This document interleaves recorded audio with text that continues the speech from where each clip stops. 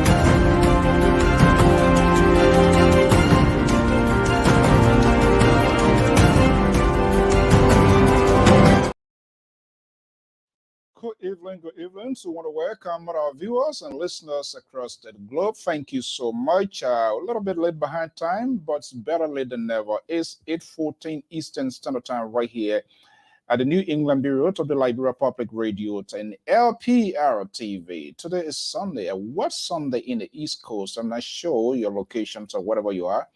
But no matter what the situation, we say it good to have you here. It's a very, very West Sunday here in the East Coast. The good thing is we have the breath.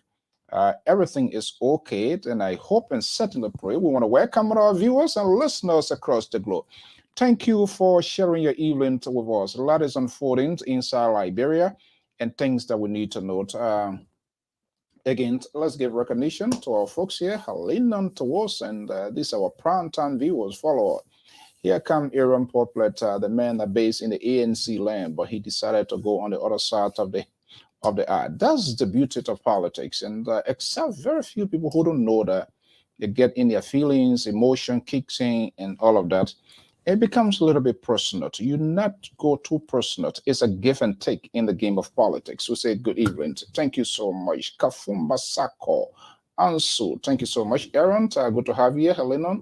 Good to have you here. And of course, Ophelia the Black Man, Koto Jalabalahan, our own contributor. Good evening and welcome our own man in the West African state of the Republic of Liberia, also a national correspondent for LPR and that of a big FM network, Louis Massequet. Good morning. Thank you so much for being here. Fatura Willie, Esther, Henry, Vixen, a man, Prince Peters, Roosevelt, Akwe. I'm like Cooper, sometimes you have to do this because you guys take up special time to be here. So we got to give that recognition. Sweetie M. Love. Okay. Miller, Pagibot, Livingstone, Sando, Smith Mary, Fatuma, Archie, and of course, my own sister. This is getting to be interesting. I don't want to get her in the spotlight here. But I really appreciate you, sister, always tuning in. And not just that, because everybody concerned of what is going on in Liberia. And you have all reason to be concerned. I'm not sure how it not being you, Tana didn't was still like a wondering, and this is why this is sometimes it's personal. It put aside the politics where some of us came from. When helter scatter from Liberia to Sierra Leone to Cote d'Ivoire to Ghana. The history is huge, and all of us, including yourself, you have your own history. But I'll say, good to have you, sister. Good evening. Happy Sunday. Hope everything is going okay. And you get us to do what we are doing. If I was still in Waterloo or somewhere in Cote d'Ivoire and stuff like that, it's good to be a farmer, but maybe I would be in the remote part. I wouldn't do what I'm doing. I know my experience. And all of us, each and every one have that. And this is why some of us, when we come here, we talk the way we talk, because we saw it, we felt it, we tasted it. And it is only by the grace of God. And two, Sister Orita, I must say it, and I will always say it. Man was nowhere, father was nowhere. When Freetown, those are past Freetown, this place, a telecommunication area called Slat. I'm going to digress here a little bit because when we're talking about these things, sometimes it's misinterpreted and people think people get a people personal because there's too much of gambling. People gamble people's lives, and this goes to the politicians. And that's what result to things that you see happening today. And the thing is funny. It's not. Because people raised their life. People took off their time, put in the resources to locate, to find family members. It takes people to value. The story is huge. I'm not going to go all into that, but I will just say thank you, sister, for all what you did. I don't even know how many of us here who don't have anything to pay you. And there are many families went through that. We know what happened. And so it becomes personal. When people, politicians, accompanied by their supporters, gamble people's life. And it just think it's funny. It just think that's something they can just talk and water down and that people can easily forget. No, we can, because we know where we came from as a people, as a nation. Unless when the firecracker sounded in Butuo, you managed to cross and then you were the first beneficiary to come here in 1991 or whatever it is, well, then you didn't experience anything. So you have no idea what we are talking about. But if you went through the rough, if you walk like myself from Bullwater side in Freetown to the border in Liberia, near the capital, like a 1 month journey, you will know what I'm talking about. Maybe you got on Red Cross truck, then you didn't experience anything because they were giving you crackers and you were eating something, you were drinking. But people walk, wherever the night caught you, that's where you sleep. And some of our family sisters, they were like a loss, because what's the point when you even have all of the things and then you brother, sister, mom, pa, nowhere around you, like a lost person. So this is personal to some of us, and it will be varies to everybody. My experience might not equate to yours, or probably yours is more than what I'm talking about. And so it's important when we're having this sort of conversation. And want to hold people accountable. We don't care how you feel, what your feeling is, because these people actions they are doing got us to this point. And they think they got to throw it around everybody and think they just want to have a quick fix, and you think it's just going to fly like that. No, that's not going to happen.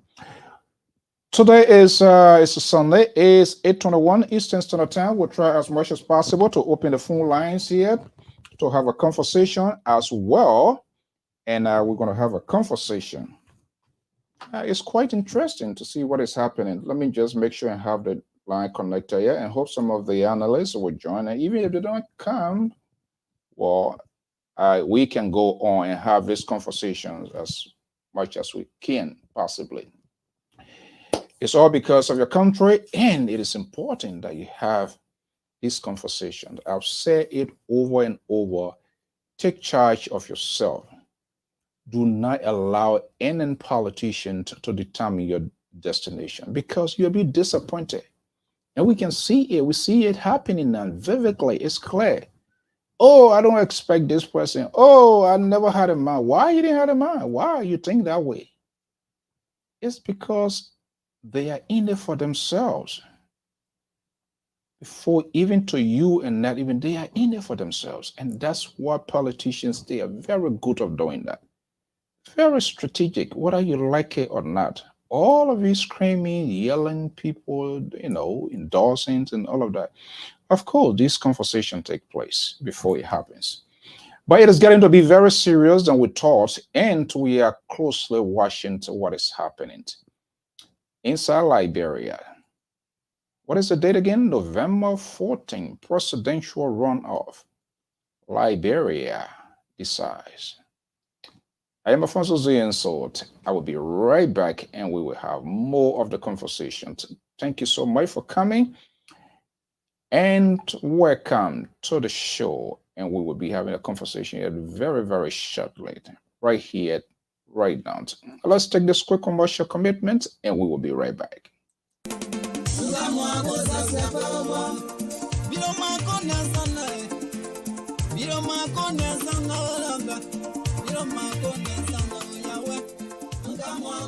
Do you want to share your events with the world? Why not contact us? We are Liberia Public Radio, LPR. We are the specialists in advertisements, commercials, radio and TV services. We have the professionals that can help you sell your products and provide live coverage of all events, such as weddings, conventions, graduations, reunions, anniversaries, sports, birthdays, baby showers, religious activities, funerals, and many more. Take your phone right now and call any of the following numbers: 682-433-8802, 267-648-6089, 484-786-3337, or 916-533-2048. Our customer service representatives are waiting to take your calls and give you the needed assistance. It is LPR, the home of excellent media services, and your friends in business.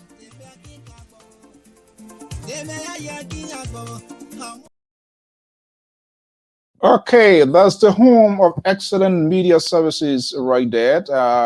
So if you have your business, if you have whatever you do, that's the sort of patronage we also seek. We don't just want to get money. There's no free money. Yeah, so we must do our work, and then you can also, we can provide you a service, and then we'll pay for you, and you give us some cash.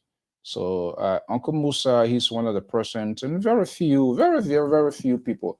I want to encourage everyone. There's no limitation on that in terms of you want to advertise with us here on the Diaspora Informative News Outlet and Liberia Public Radio. I will go beyond the red tape this evening, because it's getting to concern me as a Liberian as well, and some of you who might most likely be thinking in that direction. We've been listening for so long to politicians and their associations and some of the things that they do. So it is important that we have this conversation. And I know some people are going to be uncomfortable. Yes, you have to be, but that's my feelings. That's what we have. Oh my goodness, who is here this evening?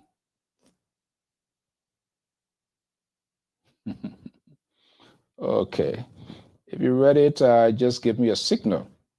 So we got to empty all on the table. And this table here, we moving forward from now to the 14. We got to shake it. Some dishes, some glasses going to leave by the wayside. We'll just find that something pen and trash in whatever it is. It doesn't matter how much you feel. But first, among my mother's children, I love myself the best. But we have come to realize people are gambling a lot, playing a lot of games. And those games they are playing is not going to be limited to them. We directly, indirectly, we could potentially be affected as well because of the action. So it is important that we have this sort of conversation. So we're going to do everything here this evening. Walt, in Liberia, the politics, there's a season of everything. Just ready? You let me know. If you're ready, just give me a signal so you can say, oh, coming and then the sanction you and all of that. If you're ready, just give me a thumbs up as usual. We're going to be there. So, it's our endorsement season. Okay. All right. Let me just bring you. I don't like to talk behind the back of people and bring you on. So we can have the clash of the tactics here in politics here this evening. Let me go to Sacramento, the most liberal on this network, the most liberal with extreme voice, which doesn't even appear, it doesn't even look like a liberal on this network. Samson Toe. He has decided over 3-4 multiple times picking political parties. Go on this side, no accommodation. Come on the other side, no accommodation. And cancel. Finally, he found a ground, which is great. But we got to expose these people who they are because they all happen to play these sort of games with us. Let me bring in the Liberal for Sacramento side stand, Liberal progressive Samson Blaku Brown Toe of the Liberia Public Radio. November, which day?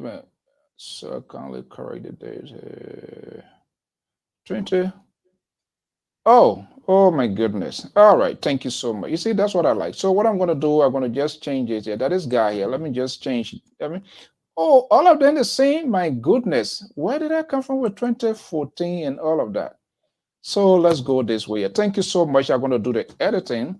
It's just impossible. Let me see who the Melvin, thank you so much. You see, that's what we do here. For us, we are apologetic. When we do it the wrong way, it's simple. Now the liberals and some of his collaborators, they will stand the ground and then they take us back to 4-5 years. The liberal progressive, good evening. Good evening, Mr. So. Thank you for having us. Thank you. Thank you so much. Good to have you. How was the Sunday, man? I love that navy blue suit. Thank you. Thank you. Yeah, Sunday was beautiful. Family doing good. Thank God. God is always there to guide us through, to bless us, give us wisdom, give us daily bread, our daily bread. By the way, why you ate this evening? You some kind of way like that. You passing through time before coming. Oh, sadly, my goat meat. Fire or what? Sadly, my goat meat finished yesterday. Your what? What? Your goat meat? Yeah. The entire goat meat that I said I was going to have if CDC was to win finished yesterday. So I'm not too sure what that signifies as to whether they're not going to win. That's why the goat meat finished. I don't know. Be careful. Good. Let me just tell you in this public because I got a call this evening. The animal human rights, the animals advocates, the human rights, they've been monitoring and this weekly slaughtering of goat down. They say is getting too much because that's completely abuse. So I'm just telling you, be careful. So Okay, good evening, Sir Libra. Good to have you here. And Thank as you. well, Thank you. yeah, good here. Look, we're going to be having multiple conversation. You here in your own time, counter way, blah, blah, blah, which is okay. We're going to have a conversation and we're going to have an open view here this evening. But the open over, we also what happens, two major things unfolded simultaneously, almost concurrently, I can say almost the same time, where we have what's Jones, the link is out. I'm not sure, but if you are caught up with time, that's okay. The Libra is here. None of these people are going to show up tonight. The Libra is here. Jones, we're not sure. Oh, yeah. Okay, so we saw the endorsement of your sons, your guy. First of all, I'm going to bring some of the SFs here, but wait, since then, you just disappear from the screen. Is that something that bother you or what? Yes, yes. When they say son, not literally, but I really liked, not just admire, but I really, really love and liked Costa a lot. In that, not because of his ethics and things like that, I don't, I am most of the time not comfortable with the type of language he used to describe other human beings or even the sitting president, what have you. But the mere fact that as a young man who will then put his own happiness and everything else in terms of being young, put that aside and try to advocate, whether you agree with him or not. But he talks about Liberian issue, about Liberians and how and what are some of the things Liberians. So at that age, when I was about that age, you would not catch me talking about anything. When I left Liberia in a very early 80, by the way, 1980, that was the last time I was used to, because in the 70s, 78, 79, 80, I was there pretending to be LU student, nothing, but I was there with the as a foot soldier of the progressive. But when I came to the state, football was the thing to do. You would not catch me going to any kinds of Liberian organization, organizing, or nothing. Now, when I came back for the second time from Liberia, when I came back, the circumstances of which led me to come back, it got me to change my behavior and got me to start focusing more on Liberian and Liberian issues. But for him, as young as he is, to be so much involved, and I have some tape here, I have some video here, where 2 o'clock in the morning, long time ago, the young man was pretty much like he was in tears, calling his mom name. Why am I involved in this kinds of stuff when I'm supposed to enjoy my young life? For somebody to come and talk like that, I thought it was very interesting. And so because of those reasons, I truly love this young man and I've always prayed for him. However, like many other kids, sometimes they have to grow up and do their own thing. And I think Costa behavior within the last 6 months or so, my opinion, please, my opinion. So if you have anything to say it to me. I think it's the way of him, the fact that he missed out on certain aspect of his life growing up. And perhaps he's now trying to catch up. Because if you were what Costa You're not putting the phone line in yet. the last 2, 3, 4 months, if you put that onto Costa, if he had a previous experience where he grow up normally and get to this age, Costa would not do that. But because of missing out, I believe, missing out on those type of life that perhaps he needed to have, he's doing this. So for me, Mr. So let me just say one more thing here. I know you're getting ready to cut me off. Yeah, But let me just say this. Let me just say this. What happened here, and this is my own thought on this as well. And then if anybody want to disagree with me, you're fine to do. It's fine for you to do so. Costa, first of all, the very first mistake, if I was that close to him, he would not have made, was to come out, having had all kinds of things he believed that Ambassador Baka and his people did to him, to come out and make that pronouncement, that press conference. That was the first mistake.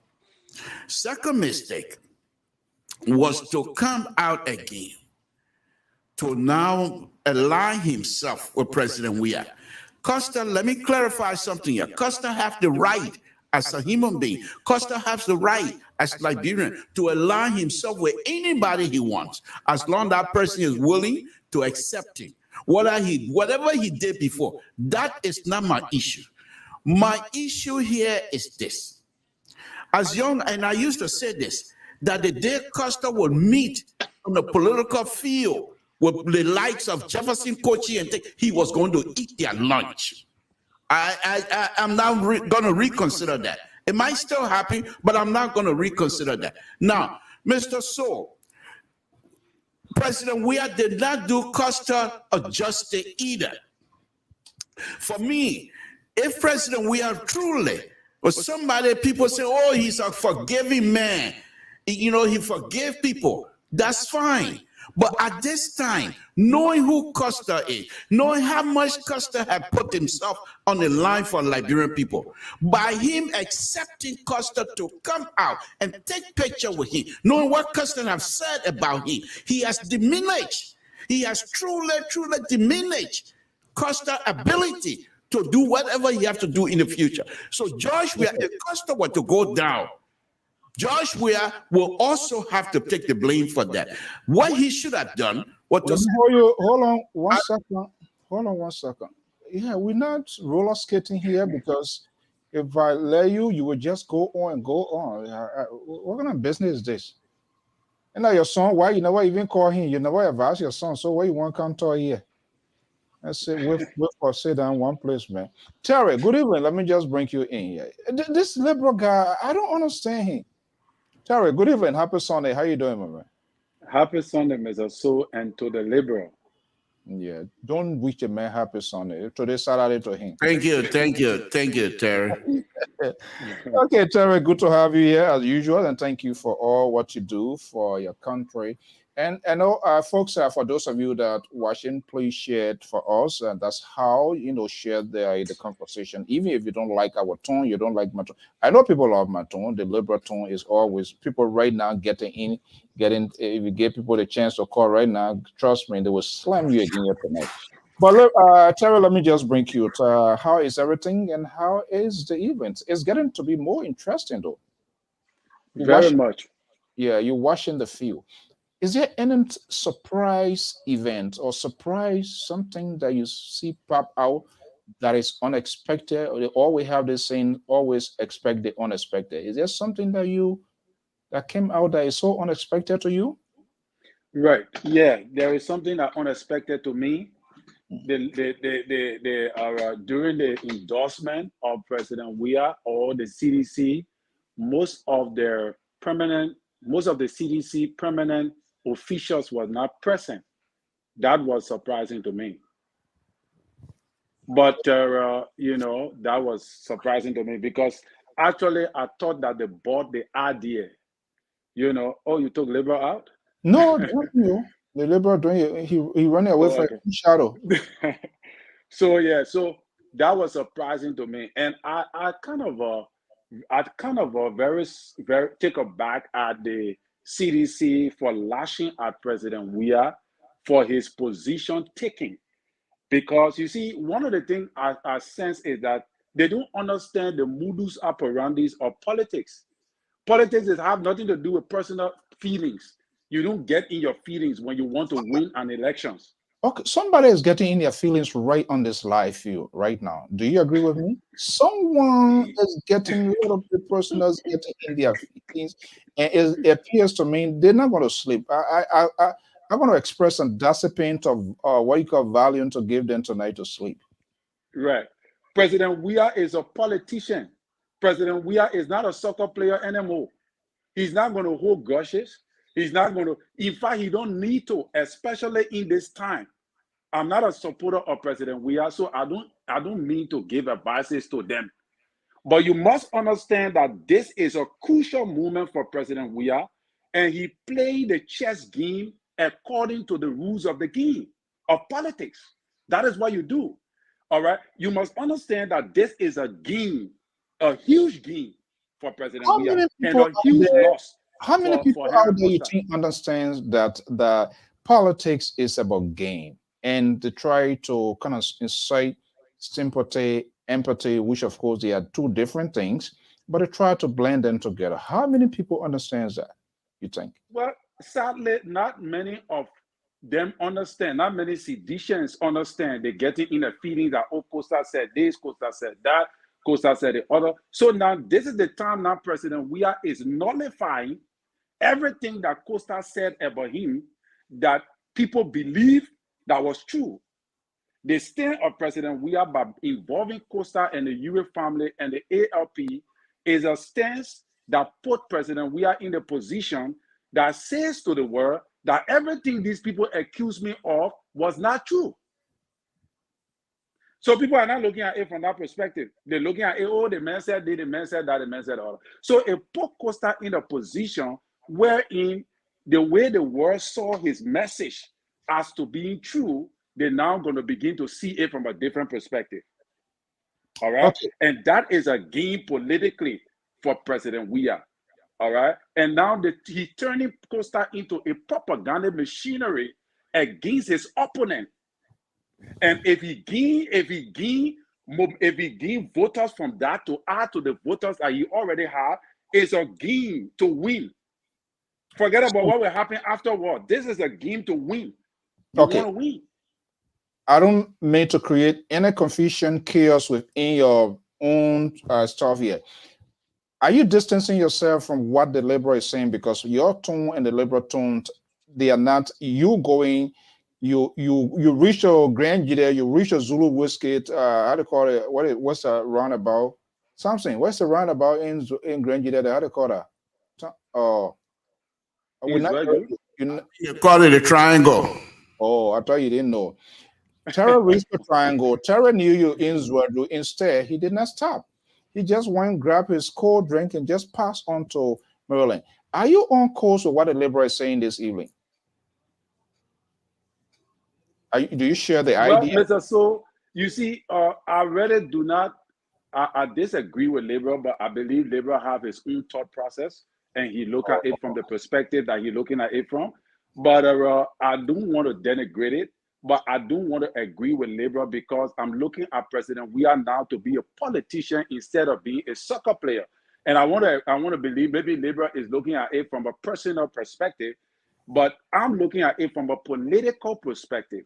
In politics, you need everybody on your side to gain points in order for you to win.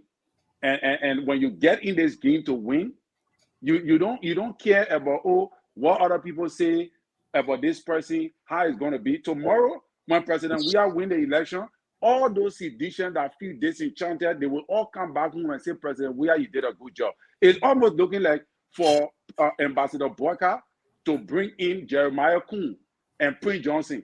When everybody was condemning Prince Johnson, they're saying this, they're saying that. But look at the votes that Ambassador Boyka got. Look at what people said about Prince Johnson from the Unity Party. All the things they said. They see Prince Johnson begin to run campaign for Ambassador Boyka that helped Ambassador Boyka to bridge the gap.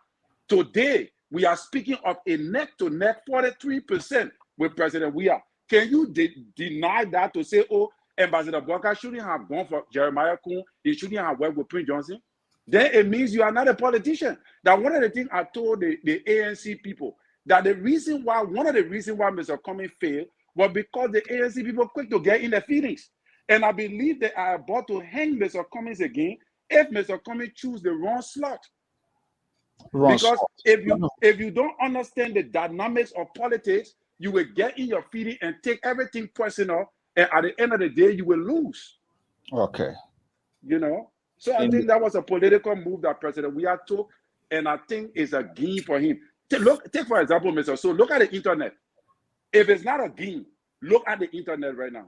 Everywhere on the internet is about Costa. Everybody is discussing the issue. Why? Because the man is a heavyweight politically. That's what the media loves. Let me hang you right there. There are two independent voices on this network. You get your side. You want to do some sort of salad dressing here this evening. You and your liberal, a good two, or you're on the same side. Two independent voices on this network.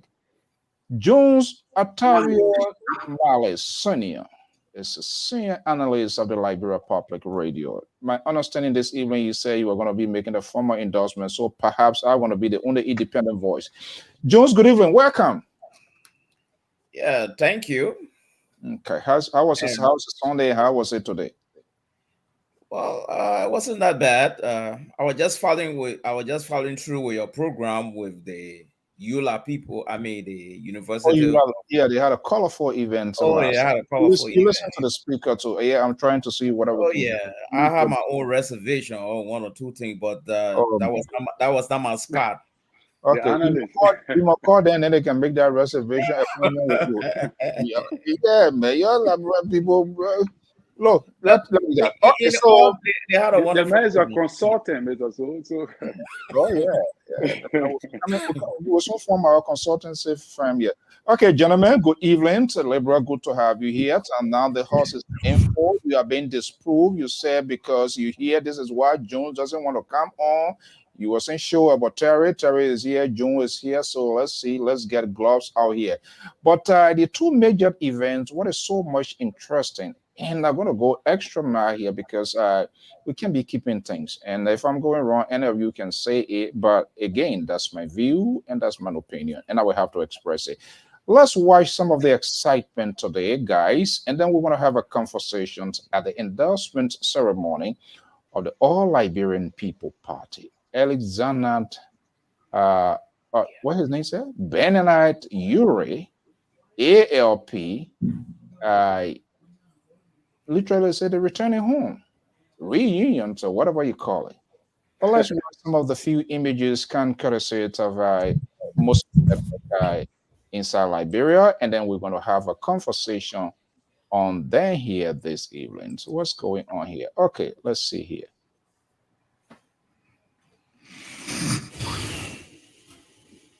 You know, even when you're not serious, you get a people music playing they may yaw. Ladies and gentlemen, fellow Liberians, we are happy to be here today for something we did not see coming. But God got a way of doing things. Sometimes you think you go in their way, you will go, then you turn around and go put you on the right way. If we thought we're going with the ungrateful people, I know we're going to go with that. Mr. President, thank you for coming. Our political leader, Mr. Minister of Finance, other officials of the government, and to you, our dear people. My small thanks. Thank you. God bless you. President, we are on the way.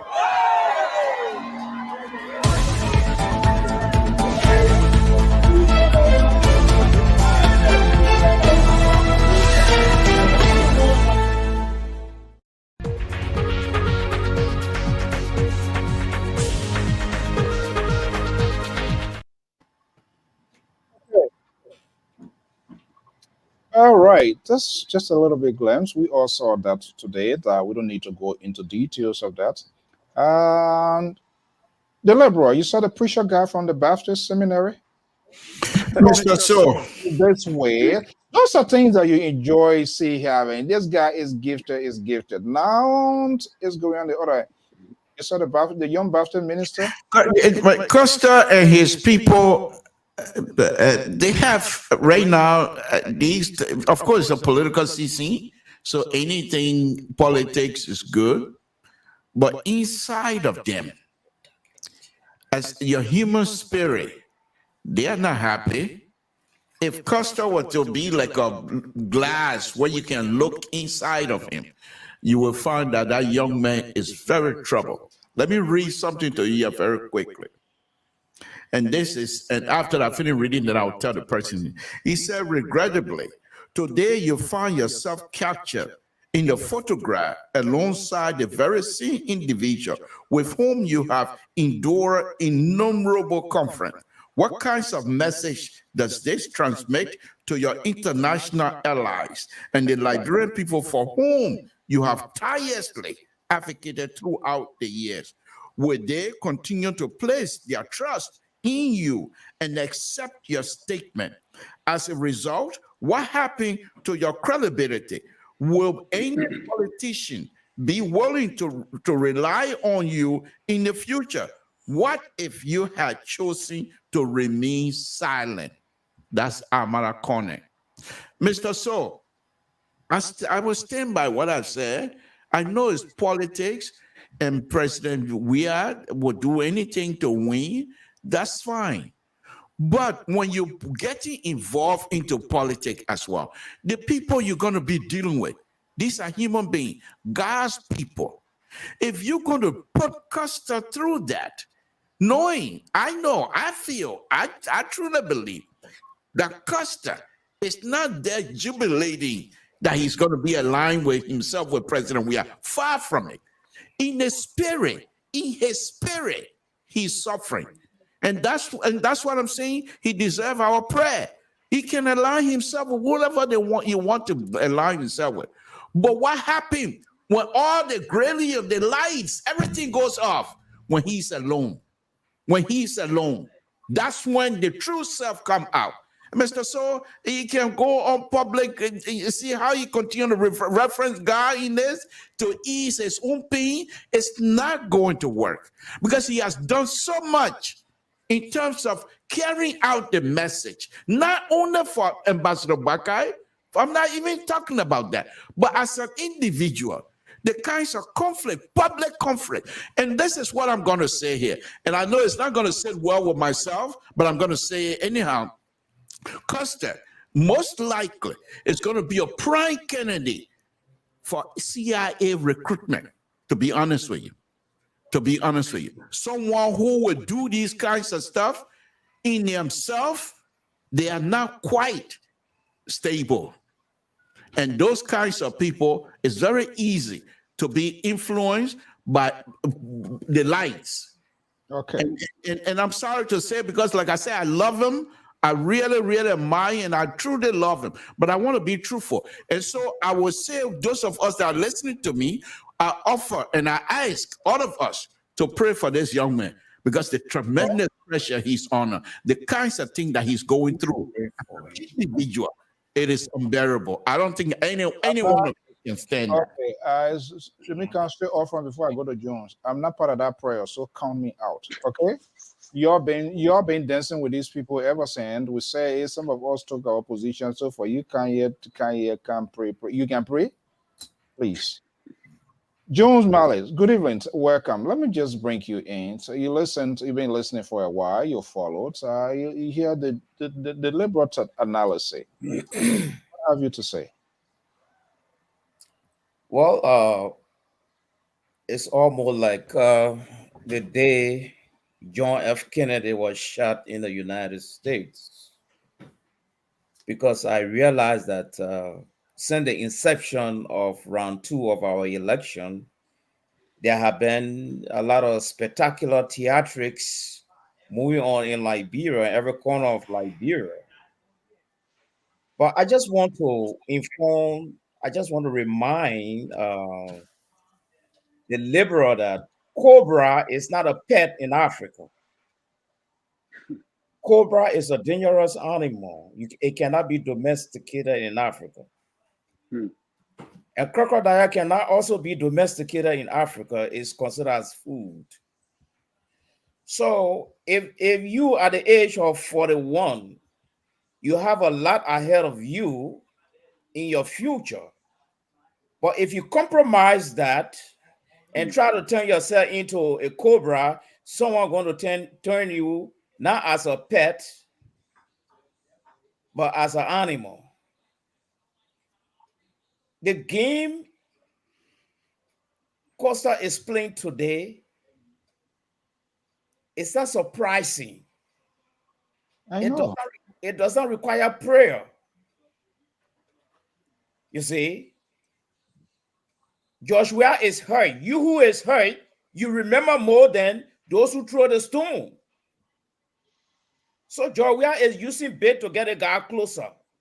And when they're done with him, he will ever regret that his political career will come to an end. George Weah is a politician. He needs everyone right now, but he does not need anyone who has destroyed, carry on deformation of his character, destroy his need recognition. Now you're dancing with him and smiling with him.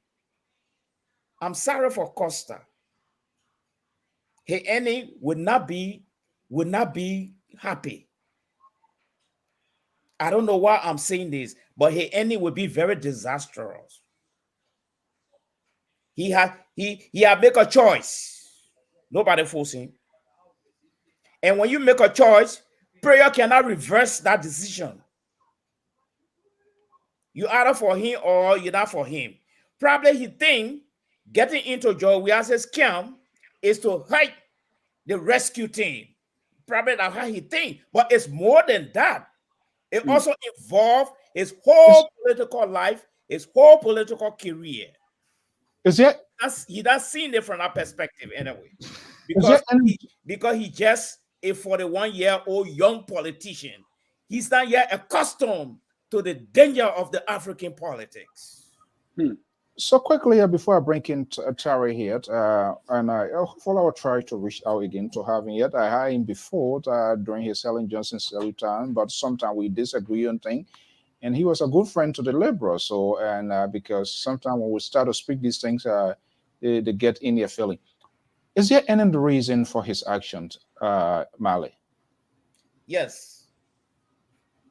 I'm coming from the point of prediction.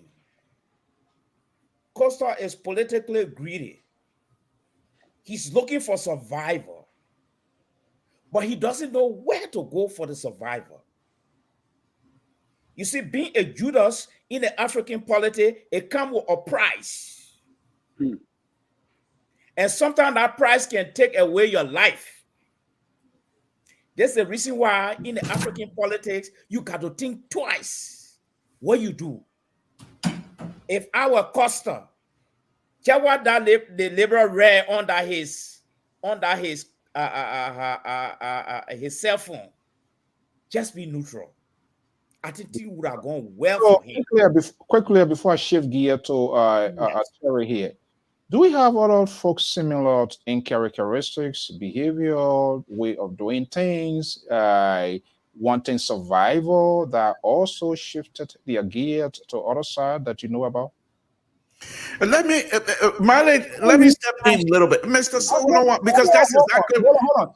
This organized, when I'm in show, is more or less organized. People are given the chance. But Malice can yield. Malice, can you yield? No. Listen. This is how you do and you trample over. Malice, you are the commentator. You are the moderator. You're not controlling anybody's mind. Malice, can you yield? That's something to do not disrupt this program. I say after Mali, I will shift gear to what? Terry, that's what I said, right? You heard me saying that. Yeah. You want to yield to him too as well. So let Mali ask some more question. Mali, do we have similar folks that potentially their characteristics, their style or politics and way of doing things? Is there anyone on top of your head you can think about? What the only person I can think about right now is Eugene Facon. But Eugene Facon, the level of threat and the negotiation of his pathway, there are some similarity. But for Eugene Facon, you should remember he started a journey promoting somebody and calling other people names. All right? And finally, he did his work so well until he got a slot. But before the chicken could crow, he was through out of the slot. So what's the difference? No, the difference here is this. Here is the difference. The incumbent is fighting hard to build his reputation internationally and locally. He's fighting hard for his CV to reflect that he was one of those presidents, a successful president in Liberia. Now he has opened the corridor to freedom of speech. But the type of freedom of speech we now have in Liberia, like those from Costa, is not so much a freedom of speech. These are politics that are quoted with vindictiveness. Okay, thank you so much. You want to use a liberal, Terry? Well, I would like to make some point, but if Liberal want to come in, let him come in. No, go ahead, Terry. That's a show. Let him run it the way he wants it. No, but moderator, Go let ahead. me just let the liberal know that we are now on competition on this platform, and we are now taking a race. So we have to be patient, wait for our slot and our. I don't have time for patience. I don't have time, and I'm in competition. Don't come bring up Amos Sawyer type. That is kind of conservative. You're gonna try to support. He running the show. You think saying not in competition. I am in competition. We gotta make progress, the liberal. Don't get all of y'all. You're quick to get a little bit. So Terry, go ahead. I'm gonna. Yeah. So okay, so this I think it's the same question you asked him, right? I think our Mr. Costa is doing what he always does. You know, our if you watch Costa, that is, I've been watching Costa for a long time. Even when he had, I know, the Voice FM before the Roots FM, something like that he had. I used to listen to him on the radio. And there are certain things. Amara Conner, that statement you read, or Liberal, I read that statement too. And the reason why Amara Conner wrote is because Amara Conner know Costa. When Costa had a radio station and he used to bash at Ellen a lot, Amara Conner was one of those that used to feed Costa with information. In fact, Costa admitted that Amara Conner gave him $5,000 to help build his radio station. When Costa got ready for Amara Conner, he went all out on him to expose him, telling the whole world that Amara Conner used to give him information. Meanwhile, he projected himself like he was against Ellen. All right? So there's a pattern here. There's a pattern. All right? And that is the pattern or the trends that the CDC is taking advantage of. All right? And he is no way comparable to Eugene Fagon. Eugene Fagon made sacrifices before, when CDC didn't even know him at all. They were not paying him because at the time CDC did not have money. What was the motive you think he was doing that? I hosted Eugene Fagon. He was doing that because he wanted, I don't think only that he wanted something. He had a passion for President Weah because President Weah was this soccer legend that everybody thought that was ready to lead and do great work in Liberia. So Eugene came from the perspective of, I can help this guy, and even if I get something, it's okay. Because nobody want to make sacrifices for you and don't give in return. So, but Eugene Fagon, we must understand, was making free sacrifices, and based upon that, after President Weah won, they pulled him in. And he went out all being loyal to support President Weah, defending his government, until President Weah cast him out. Eugene Fagon now is on the side of JMB that does not have money to support him. So calling will not even help. Go ahead. And Eugene, you must also understand that the CDC have also reached out to him and offered him some things from the gossip we got from the gossip we heard. But he denied all of that, and he denounced it because he want to be on the side of making that sacrifice to gain to gain that political relevance. And I think that is the position Costa was in, that he trashed on the side because of, his ambition and all of that. One of the things we must understand that Costa needs to understand is that, his political career is more vital than whatsoever opportunity that he gets today. Because if you don't validate his political career now, he will chew up the political ambition that he desired to achieve in the future. All right. And I think right now he stands at a great and a huge loss. Great and a huge loss. Life is a risk. Nothing is guaranteed. Let me bring in the liberal, let you get it out of his chest. The liberal progressive. Thank you. Like I said, it's your show. You run it the way you want to run it. Just don't try to dictate to other people's shows how you want them to run it. I'm doing it fair way. Whatever. peaceful. Whatever. Mr. So, the question you asked is very important as far as I'm concerned. And here's what I'm going to say on that. Costa most likely understand Liberian attitude towards each other than many of us.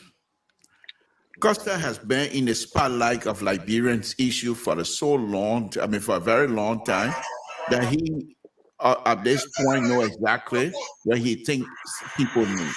You're getting feedback, sir. Are you talking to me? No, I think somebody was playing something. It was interrupting. Go ahead, Libra. No, you. Okay. The only person, as far as Falcon comparison to Costa is concerned, there might be little similarity, but they're quite different. Now you can put Prince Johnson in that category because Prince Johnson has gone from one point to another by mouthing people. You remember when he said, "Joe, we have become president in the country, there'll be war." And he went, turned around and supported George Weah, and George Weah accepted his support. So, but you cannot compare Prince Johnson with Costa. I'm not too sure if Costa have ever killed chicken publicly before. Prince Johnson has. So Prince Johnson's way of dealing with people, his feelings for people is most likely is not the same on terms of level. How he feel, don't feel, what have you. Costa most likely have not come to that because I don't believe Costa have killed a chicken publicly before. Now, Mr. So, the issue that I'm making here, we're all human beings. Costa might think, say, he has this kinds of revenge. The same way Liberian people voted before the round-up during the general. You saw how many votes President Ambassador Baka got. Most of those votes have nothing to do with their love for Ambassador Baka. Those were angry votes, I believe. Now, Costa, on the other hand, is running to President Weah, like Terry corrected today. Maybe he thinking that he wants to hurt Ambassador Baka. Far from it. Far from it. The issue here is this. Both of them, President Weah and Bernard Ure and Costa, they don't trust each other, and they will never trust each other. So how can you work with somebody that you have no trust in? They're not going to tell you everything that you need to know to make the informed decision. So what is the point? If Costa is bringing in vote, Costa most likely will want to have some seat on the table. Sedition, people like the like of Jefferson Kochi, they will not accept Costa. They will not accept Costa on that table. Costa will always be an arm distance. And Costa is not the kind of person that you will want to push on the side and say, just work from behind. It's just a matter of time. And Costa will make his feeling known again. This is not going anywhere. It's just a matter of time. Even if President Weah were to win, Costa would turn against President Weah. So the marriage here is not going to last. And that's what I'm saying, that in order for Costa is a very young person who is very much knowledgeable about Liberia and Liberian politics at this time. These are kinds of people, young people, you want them to come into Liberian politics for the future of the country. But if you have the like of Costa career and his character decimated as such, and you expect something good out of him, I don't think that's going to do us any good. And that's why I will continue to ask that we all pray for Costa. And I will continue to say I'm not praying. So let me just ask you, because you use a word here, people. Did I hear you saying somebody killed chicken and the other person didn't kill chicken? Yes. So do you support out of those group of people, the one that killed chicken, the one that didn't kill chicken, or if you were given the preference, which direction will you find yourself? Well, Ambassador Baka have chicken bone stuck in my throat right now. Oh. In as much as I admire Ambassador Bakai, his association with the like of Prince Johnson is not going down well with me. However, as always stated, and I think you know this from him by now, and that is when I'm in a group setting, the group interest supersede my own interest. And so even if I'm not comfortable with Prince Johnson, the fact that Ambassador Bakas want to see this country move to a different position, I will follow Ambassador Bakas. But at the same time, there will be a limit. For example, I'm just giving you the example. I'm being ridiculous, which I'm very good at. Say Prince Johnson is still a senator. Ambassador Bakas become president. And say, Mr. Toll, you're an engineer, come and take over public works. And Prince Johnson comes and want to work with me, I will refuse it because I don't want to work with Prince Johnson. Why? Because working with Prince Johnson for me will not do good because I will always have the back in my mind.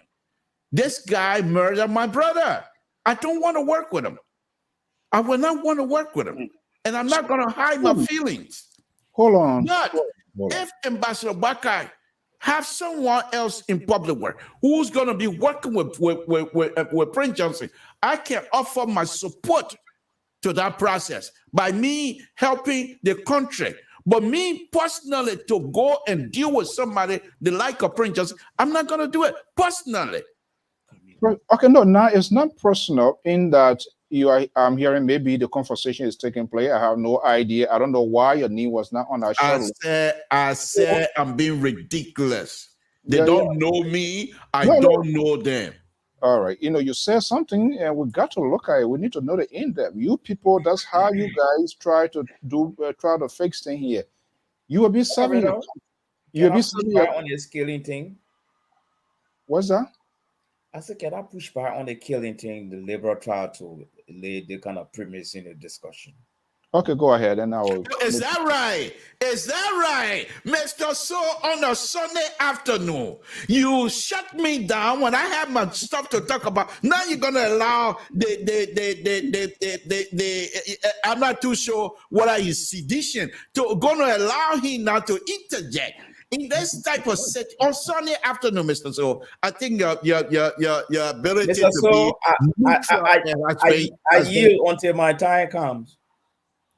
And that was a same Malice here that was saying, "Oh, we have to wait for our time." You see how ridiculous you guys are. You too. You people are. And Mr. Josh, I'm sorry, Mr. Josh is not here with you guys. But see how ridiculous you guys are. And then when the liberal says something, then you guys. A few minutes ago, we got to wait our time. We're not in competition. We got to wait for our. Now you want to jump in. What a ridiculous group of people. But they are conservative, so I'm not that surprised. Go ahead, Malice. Go ahead, ask a question. No, I don't know why you're screaming for. Okay, Malik, carry on, and then I'll ask my question. Well, the liberals should know that this world we live in is not fair. However, Prince Johnson, we label him as a murderer. Prince Johnson stands innocent until he's proven guilty in the court on competent jurisdiction. Everything is allegation. But I prefer to work with Prince Johnson as a killer than to work with a man with a double standard and a chameleon. Who, when I'm in the kitchen, he can just come and stab me in the back. At least Prince Johnson will inform me that I'm about to kill you. So that at least I can stand my ground and fight him back. But a man with a double standard or a chameleon can just kill you anytime. Like this show. If we have one of us on this show with double standard, a chameleon start to betray the moderator, he's as 3 times dangerous more than Prince Johnson. You see? So that killing thing, it doesn't work to me. And secondly, the issue of Fagon and Costa. Fagon was looking for a job. When you are involved in effective communication and PRO, you must be seeking for something. It was not the love or joy we are. Fagon was looking for a job he did not prepare for. Period. And so when he got it, before the chicken could crow, he had to leave because he was not prepared for that job. That job was too hard for him. Okay. Oh, can And I lastly, say something to that, Mr. Mr. Coordinator, lastly, I want to disagree with that. okay, Yeah, lastly, but that's my opinion. Lastly, Yeah. this thing Costa is doing, he's looking for a slot in Joe Wia's government. But Costa will be giving a slot when Joe Wia wins. But he will be treated like Facon. Before the chicken crow, he will be kicked outside. Because they are going to give him a job that he's not prepared for. And someone used the word that Costa understands the Liberian politics. Costa doesn't understand the Liberian politics. Costa is a political apprentice from her output. That's the category I put Costa in. And you really understand it, you will not be playing the kind of double game. Joe, we are just looking at that guy with double eyes. Why is it that Facon can't jump in a camp? which You camp? got to think twice. Which camp? These are all gravy seekers. And the gravy is going to be so much that they may not be able to finish it last minute to time. Go ahead Thank quickly, sorry. Who was on Yeah, the Terry, before you go on, Marley, let me just say something here. There's no the killing Prince Johnson being a killer. There's no speculation. Prince Johnson, we all saw him on the video, and not just the video. We saw him shooting a man handcuffed with a Lebanese man, shot the young man to death. So there's no speculation here, and there's nothing here that you were not taken to court. You were not taken to court. This is democracy. I'm even with all that. I'm saying our eyes. There's nobody is speculating. What I'm gonna do here nobody's making any Yeah, allegation. so yeah. Let me just push back on Mr. Mali a little bit. Mr. Mali, I think you're doing injustice to the Liberal. The Liberal is speaking from a personal perspective. And from that perspective, I myself, I don't think, in as much as I'm a religious man, I forgive. I might be able to work with Prince John, but not everybody would do that, especially knowing that the man killed your brother. You're not going to do that. Let's be honest. Let's be real. All right? So Liberal is speaking from a personal view of So what you will not transpired send with Prince you Johnson to personally. court? That's the question. Yeah, that one, that government responsibility. No, that's we Liberal. are running. No, Liberal, we are Liberal running a is speaking- democracy. let's do it one at a time. Liberal is speaking from a personal perspective of what happened to him personally. All right. And we must be able to understand it from that diagram, because you never had that kind of experience. You don't know what going on in his mind. Number one. Number two, Eugene Fagon knew his job. He did not just get fired quickly. He was in the government for 3.5 years. That is half of 6 years. All right. And everybody saw the work he was doing.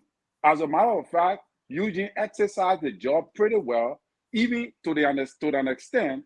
His boss himself, couldn't even match him. He was almost, Eugene supposed to have been the minister improper, because at the time Eugene Nangwe was not even performing. Eugene could engage the media. Yeah, I'm telling you the truth. What is the work of the Deputy Minister of Information? Do you know? Eugene is a communicator. He's a man who Eugene fought.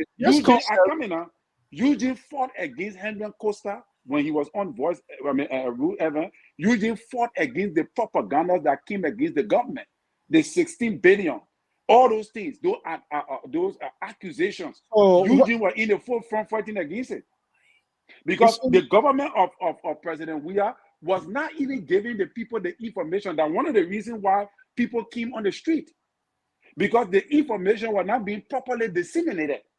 So quickly here. It was a 16 billion or whatever. Was it a true thing? Eugene defended that, but now he's flip-flopping. So was he deceptive as well? No. How is he flip-flopping? How has he flip-flopped on the 16 billion? He defended government position that it did not happen. His tone has changed. Yes. Yeah, but his tone has changed in what direction? Let's be specific, because we understand that his tone has not changed in the direction of everything that went on in the government. The, must nuclear, understand that the central point of this whole thing here, I don't want to go there. Let me just go because there's something I will make you guys gonna expose yourself here tonight. Your inconsistency, your decisions, you want to be in multiple places at the same time. Like Mr. So you can bring all the CDC talking point. They are not going to work with us tonight. Okay, I'm going to give you a chance. You are talking here. Oh, I'm going to. That's what you know. You don't take decisive decision. And anyone who cannot take decisive decision, did you, Mr. So? no, I'll come into you. Hold on. Because the liberal said, "Oh, I can work with the one. I can do the one with George. Why is the Ambassador Boyka asking to be the Minister of Public Works? He will not work with Senate. Suppose Prince Johnson becomes the chair on the committee in the Senate on public work. So you're not going to work. If you know you have a personal thing, anything personal, which of course I'm not going to deny, I'm not going to ignore. We all have different things in our life.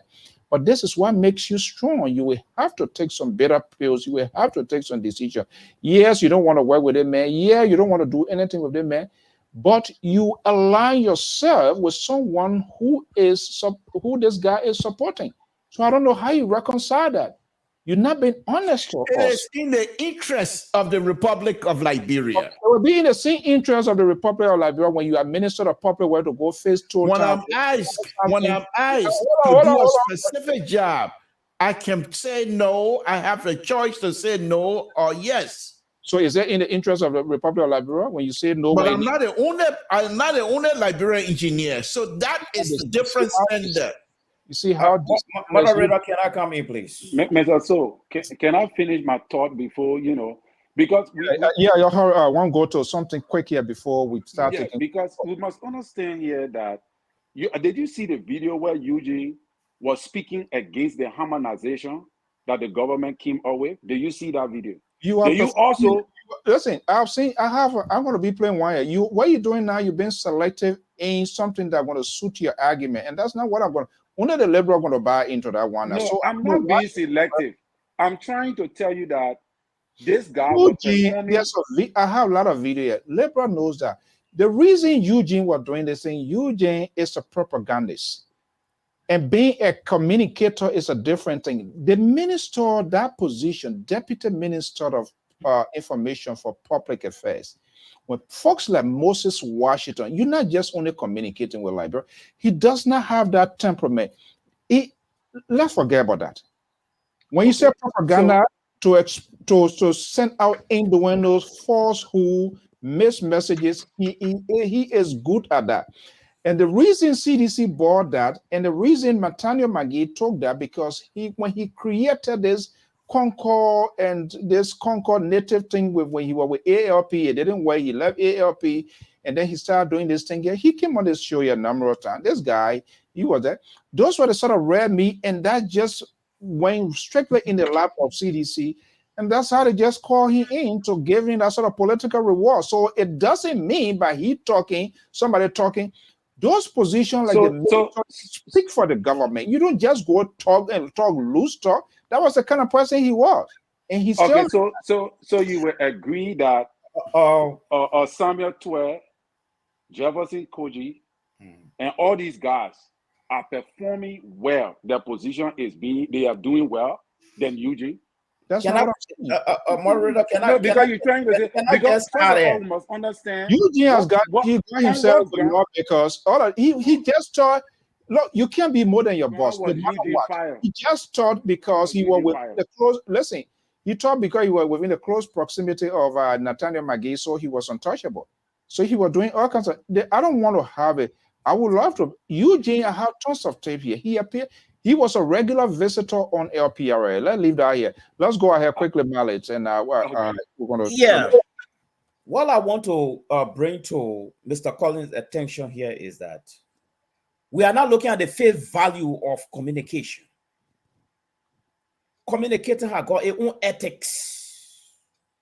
Eugene Facon will not build for the office he occupied. As a communicator, I don't want to boast here, but there are ethics. These are specialized career area. And not just talking. No. This is Deputy Minister for Public Affairs. It does not mean that you will just be talking and just be. No, you don't do that.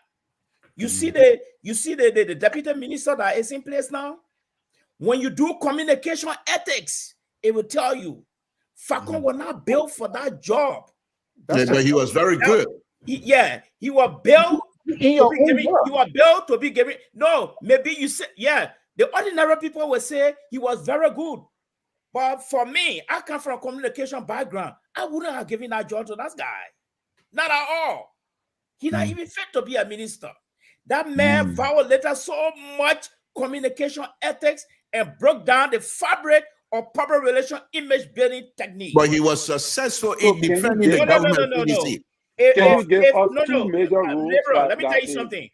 If the terrible president of Georgia can kick you out, there's something wrong with you. As deplorable as Georgia is, he can kick you out. Forget it. You ready on trash. Okay. Okay, let's go to something else quick here before we go. While the endorsement process concurrently, we also saw the press conference by one of the major actors within the opposition in presence of Mr. Yeket Kolobat. I don't know what I need to play that. No, not necessary. Why not necessary? Look at that again. Why is not necessary? I want to play it. You're not going to tell me not to play and not to play. Why is not necessary?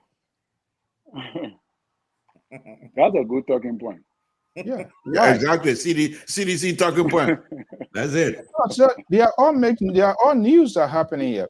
But you listen to it or you now you all know Yeka Koluba can make news. When I say Yeka Koluba making news, I said these are all news making. They are all new. Is he now a factor? Of course he is.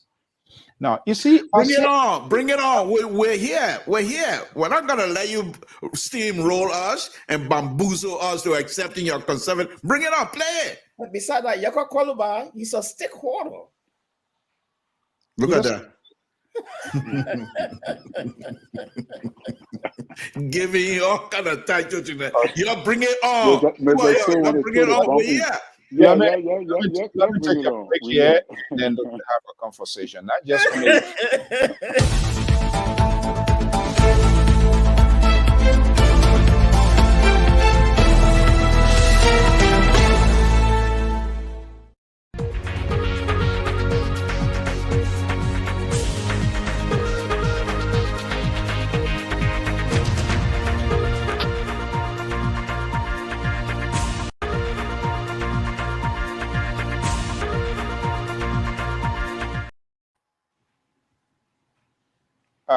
let's listen to this man here. He's a lawmaker. I don't know why you want to. Business is to steal. Community business is to make money. Communities got money. And we'll be challenging you people, political leaders, to tell your lawmakers, senators, to resign from committees. All the committees have done nothing for the people of this country. All what we have done to enrich our pocket. Our place on 10 committee are resigned from all. Can the others do the same so we can talk for our people? They will not, because committee got money, real catch. Committee get it. And we are challenging them. If they mean well for the Liberian people, let them resign. We have stood up for the country, stood up for the opposition. All what we have gone through in this country. Some of our political leaders have never come to my house to say we are sorry for the incident for the past 6 years. But we decided to disregard all of that to stand up for the people. And stand up for the people who have been abused. Our political leaders. Liberian people have been seeing me wearing CDC beret, wearing CDC hat. Okay. We saw this. Let's pause it and have a conversation here. The genesis of this whole thing here is Warren CDC barrel. And we're just talking about this thing, a lack of political tolerance, and people just throw a bait. Yeka with all his yaba yaba, but I think he's one of the persons when it comes to being consistent in his argument and going after whoever he supports, he doesn't hold back. He doesn't. And I just could not believe the barrage of people getting a hint. Lack of the same tolerance and good judgment. We saw that today. He talked and talked and talked, even rejecting the appointment made. And I read that letter. Have you had the opportunity to the appointment letter? Marley Jones, liberal progressive. Read that? Yeah, I saw it. You read it. Liberal, you had the opportunity to see, to read it? I don't know how genuine it is.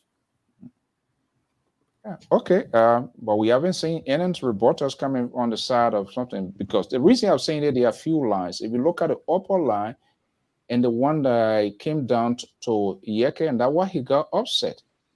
But the content in a last paragraph were with the consent of Senator Darius DeLong. That's why he got upset. And he said he talked the way he talks. We all know that, but he did a lot of things he explained today. And there's something I'm going to draw my attention to here now, and where some of you guys maybe will go down the well. And he frowned on Mr. Stanton to Waterspoon. I am wondering now the level of influence this guy he has, or with major stake actors. I don't get it. And it's worth having this sort of conversation. He was indicted, not just only indicted, he was convicted by the federal government. We know that. So why should these people still be a principal player? But I know Liberia is a different country. This is dangerous. Where is it? I started that. We talked this here before, and other people, oh no, you're not going to call here, he not do this here, he not do that here. We frown on Nathaniel Maggie, we frown on Serena Seaforth, we frown on Bakuba Jr. They were indicted, they are not being convicted. It also hangs over there. But you already have an individual that was not just only indicted, he been convicted by the federal government, which is so severe. And you have major stake actors still talking to this, and that's what inside this guy was saying. And because he said that, he confirmed that, we have to talk it as well. For he to place a call to someone who was a vice presidential candidate, calling Yeke, that what got Yeke upset. So the question now, where is this moral and ethical values that we have? You're not a rogue, you're not a criminal, but all your folks you work with, they are bindies. You could be apprehended by police, or what could possibly even happen. So what is his interest? We need to know as well. But we are not talking it. We are not having this sort of conversation, this sort of judgment, this sort of decisions, our political, and I said earlier, Terry, our political leaders, those are seeking state power, they are unable to take political risk because they will lose votes. They will not have somebody. What got this guy is so powerful? It happens in the case of the CDC. I mean, it's just all over the place.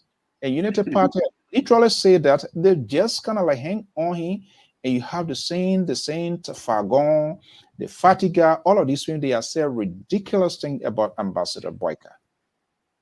Not leaving Rome. Politics, you leave Rome. You can always leave a vacuum so that you can fill in that vacuum. But for them, when they enter the house, the window, everything, they shut everything down without even leaving the exit. That's what they did to themselves. But Liberia, again, is a different country. You appoint a person before a president appoints. Terry, when the president wants to appoint you as an ambassador, they will call you. They will call you. They will discuss it with you. You will tell the president, say, oh, Mr. President or Mr. So. Okay, I will have to discuss it with my family. It has to be your consent. But that letter, and that's what Mali was speaking to. You appointing Yeke a representative, and then you're telling the other man who is not even party, you're just in the collaboration with the consent. So if they don't agree, it means Yeke agree. I mean, people, that's how these failed systems starts in government. And when people talking, you frown on it and say, oh no, but that is wrong. It is wrong. That's being you see he that one making he talk a lot today. And things he said, it makes sense. That's just being disrespectful. He's one of the president. If CDC won't get somebody today, he will be one of the main president because he's a nightmare for CDC and the president. And that's why they needed that district so much. They invested resources. And to the extent that they can't have that sort of courtesy, how can you form such a collaboration? That brings into question for leadership judgment as to how they make some executive decision. We've got to discuss this issue here. I don't want to be the one tomorrow can talk and then come back and start talking to something to like a young baby because then he out of voice. And that's exactly what he's been doing here today. They've been with their custard and all over the place here. Yes, my man, here do they. Politics is all about interest. They are not there for you. They are there for themselves before we even talk about the country. And that's what I said. Nobody going to advocate for me. You cheer him up. You celebrate him. You got to tape here, Eugene, what he has said about this man who has worked in government.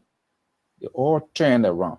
Now they get the whole citizen in the country confused which direction to go.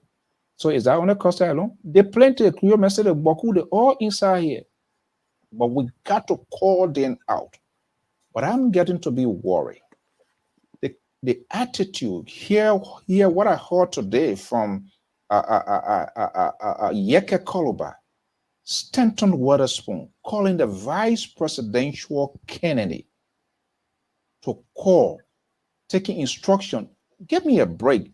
This is the same vice presidential candidate who is divisive, makes some terrible and ugly comment, and he has never come back to apologize to say even it is a slip of tongue. Something you can show your hand up any kind of way. This is bad for the country, and that's why you people do when you support, when you take a side, you don't. And that's why you can't help, and that's exactly what you say here.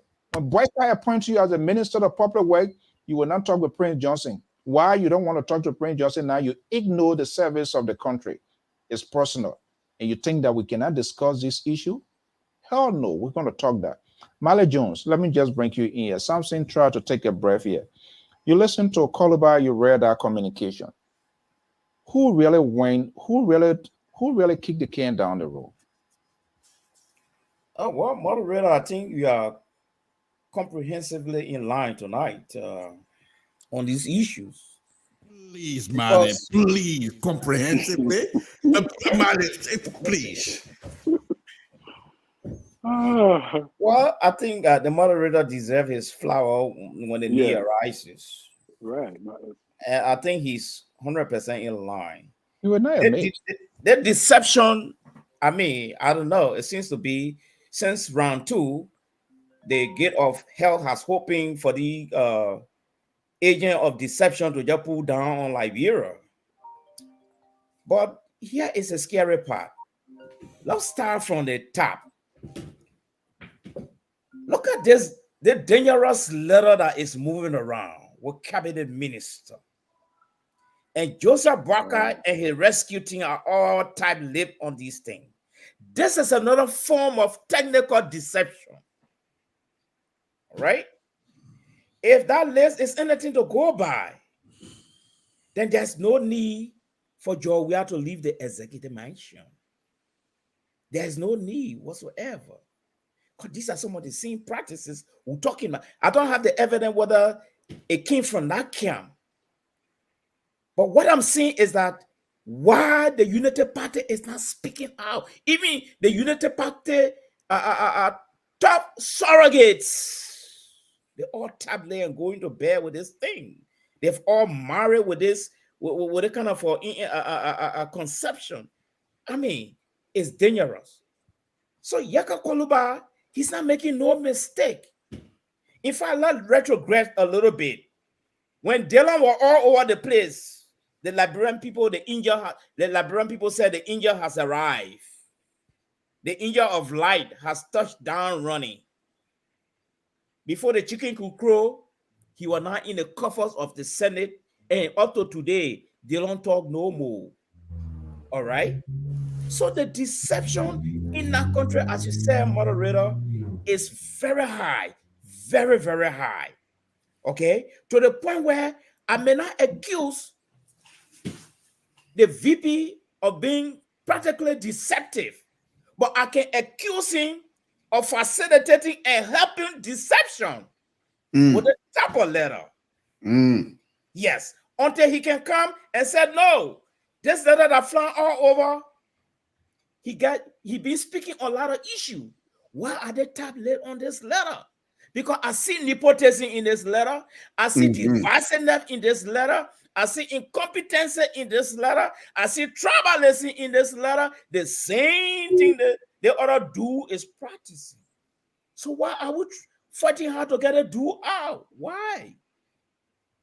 Are you? Terry. Yeah, Mr. So I'm just so sorry that Mr. Malley do not really follow trend. You know, and he don't understand that we're in a technological age and people can do anything. When you want to believe a letter that have no iota of authenticity, do you just because you see, yes. And you didn't listen to Ambassador Bokka's speech? You didn't listen to it?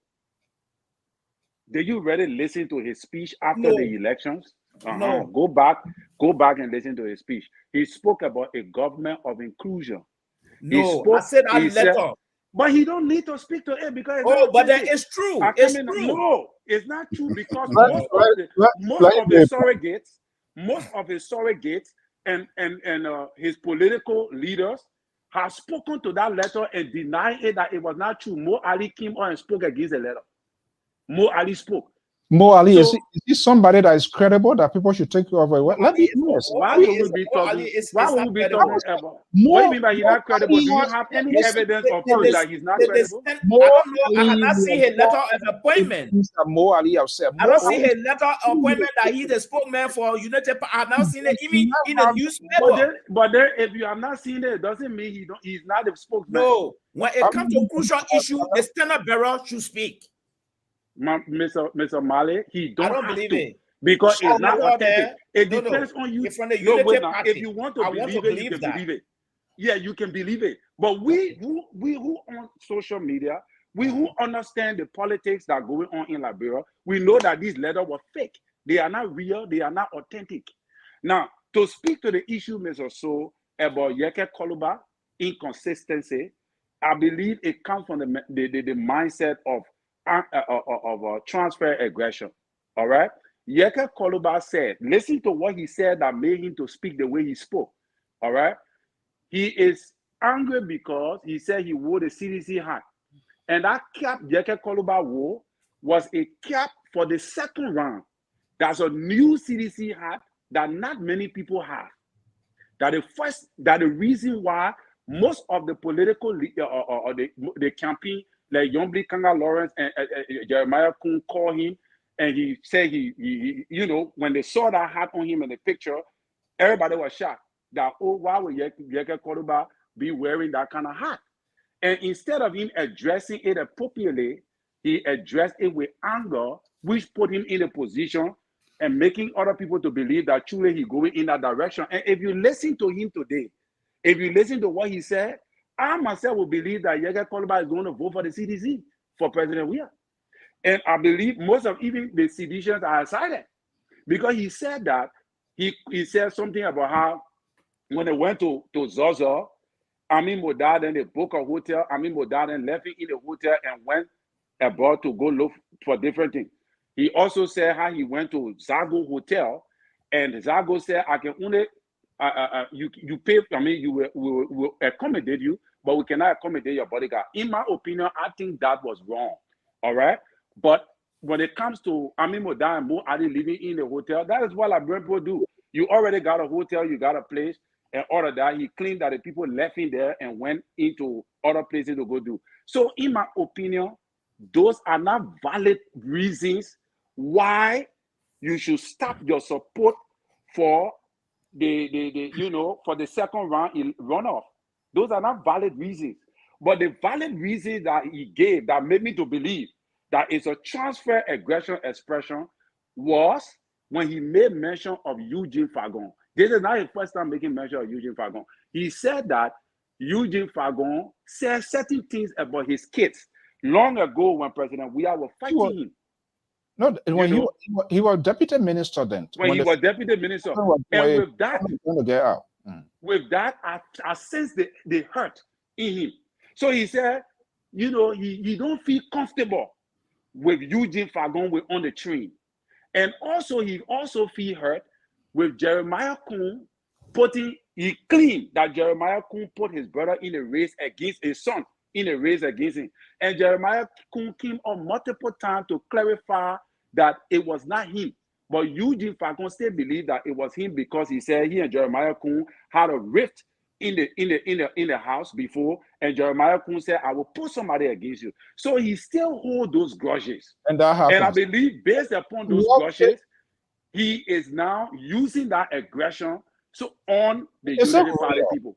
Not just on the grudges, it's a reality. All the things that he had, those apprehensions, they come to pass. The only thing I think is a reality for him, and I believe he's speaking from a personal issue, is with the Eugene Fagon issue that made certain statement on his children. All right. And I think it is from that place he's not comfortable at all. Or campaigning with Fagon maybe on the team. And he always feels disenchanted. He got some rift with Jeremiah Kuhn. All right. And I don't really think the Jeremiah Kuhn saga is not authentic because you have already won the elections. It's over with, and Jeremiah Kuhn came and expressed that the Unity Party did not put anybody in a race because of Yeke Koluba. Before I go to Liberia quickly, do you think these things should have been resolved? If you want a stable coalition, do you think these things should have been, or do you think something should have been done to avoid all what we see happening to keep the coalition together? I think they try to resolve it, but Yeke Koluba is his own man. Look at the way the man treated himself. And he used wisdom, and I believe that wisdom made him to win. Yeke Koluba did not endorse the ANC. First of all, he was with the ANC. For no reason, he jumped up one day, he said he ain't part of the ANC anymore. He came again to the Unity Party. So he was never consistent. He have never been consistent. He never defined his own role going to the election. And that played very well for him because there were seditions that voted for Yeke Koluba because Yeke Koluba did not define a role. Like if you look at his page right now, he was wearing the number 18, just the number 18 shirt. So Yeke Koluba's role was never defined. And that was a smart play he played because he was never strategic to define his role and say, I'm a UPS or I'm a ANC. Quickly, let me go to something. But why Yeke Koluba been consistent, right? He said he was for the opposition. Wherever ANC going, he's gonna go there, which of course he did. Wherever your UP were going, he's gonna go there. He went to Lofa. He went in Grange there. We saw the Auckland situation that took place. So I don't know what else Yeke could have done. And this is why I say, you're saying that this is the same personal thing the Liberal talking that when they made him public work minister, he can't say it. That's a personal thing he's saying as well. That was his job. That was his career at a crossroad. And this guy here, and this is where our politician, they're just all about themselves. If that guy is supporting you and he's in our corner, so what was the motive? Let me bring it. Mr. So, before you bring in Mr. So, Yeke Koluba is difficult to work with. Like listen to what he said. He said Ambassador Boka should come to Ambassador Boka have never come to him. All right? For God in heaven's sake, man. First of all, Yeke Koluba, where after he won the something, that same document that Mr. Mali is speaking about, Yeke Koluba spoke about it. I think what Yeke was saying, these are all built up. It's a complete outburst. You know, I know we frown on how Yeke House been terrorized, things are being happening. It's now just when he said nobody have shown that concern to say, oh, we are in solidarity. If he's advocating, Mr. So do you really believe that? Everybody have shown. Let me tell you something. The opposition, the entire opposition party, the ANC, the Unity Party, everybody have shown concern to Yeke Koluba. If he says that Ambassador Boka have not gone to him personally, that's a different issue. But I don't think that is the reason why he's taking the stand. The man said he's going to leave the country and he's going to come back on the very day of election, and then he's going to vote for Ambassador Boka. Do I believe that? I do not. And one of the reasons is maybe it could be because he don't think that Ambassador Boka will win. So as a result, he want to keep it. He want to keep that slot open so the seditions cannot go after him after CDC win. And if Ambassador Boka win, the Unity Party people will not go after him. He's playing a very smart political game because if you supposed to be one of the key players on the campaign team, and at this dying minute, you're wearing the CDC hat. Then the newest CDC hat that says vote number 2, you wearing it in Buffer Chima office. Then again, you coming out to say you leaving the entire campaign because Ambassador Boga didn't go to your house, and because you went to the Unity Party people, they neglected you, they did that. If you begin to say this thing in the dying minute, Mr. So, and you say you leaving the country to come back on the very day of election to vote for Ambassador Boga, do you think that reconcile? Do we have all of the antecedents? Do we have all of the antecedents that generated into this to get us to be to the point? But let me just bring in the liberal. So yeah, sure. Let's use that as the liberal. I'm just listening, and thank God. With respect to you and Mali Tabata, first of all, I don't believe that you coming in with this sedition talking point, trying to knock out of our game plan. It's not going to work. Number one, first thing, none of your business. Stay out of Koluba and Unity Party business. We can handle our inside talk. None of your business. You just stay out of it. Now, Mali, let me disabuse you a little bit. You're going to come here as intellectual, highly educated as you are. You're going to come here and tell us. You said first thing that you have no evidence that this document that is being going around do in fact come from Unity Party. Nevertheless, you will still tie it around the neck of Unity Party and the standard bearer, because the standard bearer, according to you, and the vice president candidate, according to you, have not come out to disassociate themselves with a false statement. Mr. Miles, let me disabuse you a little bit. One thing I do know very well is that all the talent and idea we need to rebuild our country cannot be found in a single party. Tribe, county, region, or religious. That's why I am committed to forming a government. That's why I am committed to forming a government of inclusion. When God willing, we automatically achieve our grand goal of democratically evicting president we are from the executive marshal.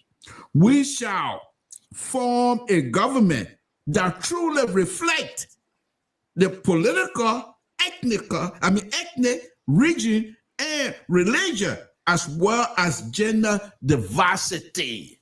Mr. Mali, that is the incoming president of the Republic of Liberia. So please, it's an open book. I didn't type this myself. What is happening? Mr. So, when you guys are talking your tabataya, I didn't say anything. So please let me learn. I know you're running your show. I know you're coming up with CDC talking point to knock us off our game plan, to bamboozle us, to accept you and Mali's ridiculous idea as though the Unity Party and Standard Bearer are now doing something to distance themselves for these false allegations. And the president, the incoming president, have already told you that he will be bringing people based on merit, not because I'm something told from Total, but can I do the job? I ask a simple question. So, I ask a simple question. Was it before or after this whole that statement? Let's go to the phone line here. Mr. Don't go to the line yet. No, you ask a question. This is the same thing we're talking about. Everything just get all like, Mr. So, but you ask a question, a ridiculous question, it might be, but I will answer. Yes, indeed. This was after the publication of that false narrative coming from CDC talking point, coming from CDC trying to make it look like sedition. I mean, Unity Party is divine offices and what have you. What a ridiculous CDC childish play here, and you want us to defend that. That was it. Now your business. Let's go to this number here. Evans, good evening. Are you there? Oh, God. I'm here, Mr. So. Are you getting me? Yeah, go ahead. Let's hear you. All right, thank you, and hello to you, hello to Terry, hello to Mr. Mali and Mr. To. Look, I think you guys have said it all. For those of us who support this president, we are not happy with the.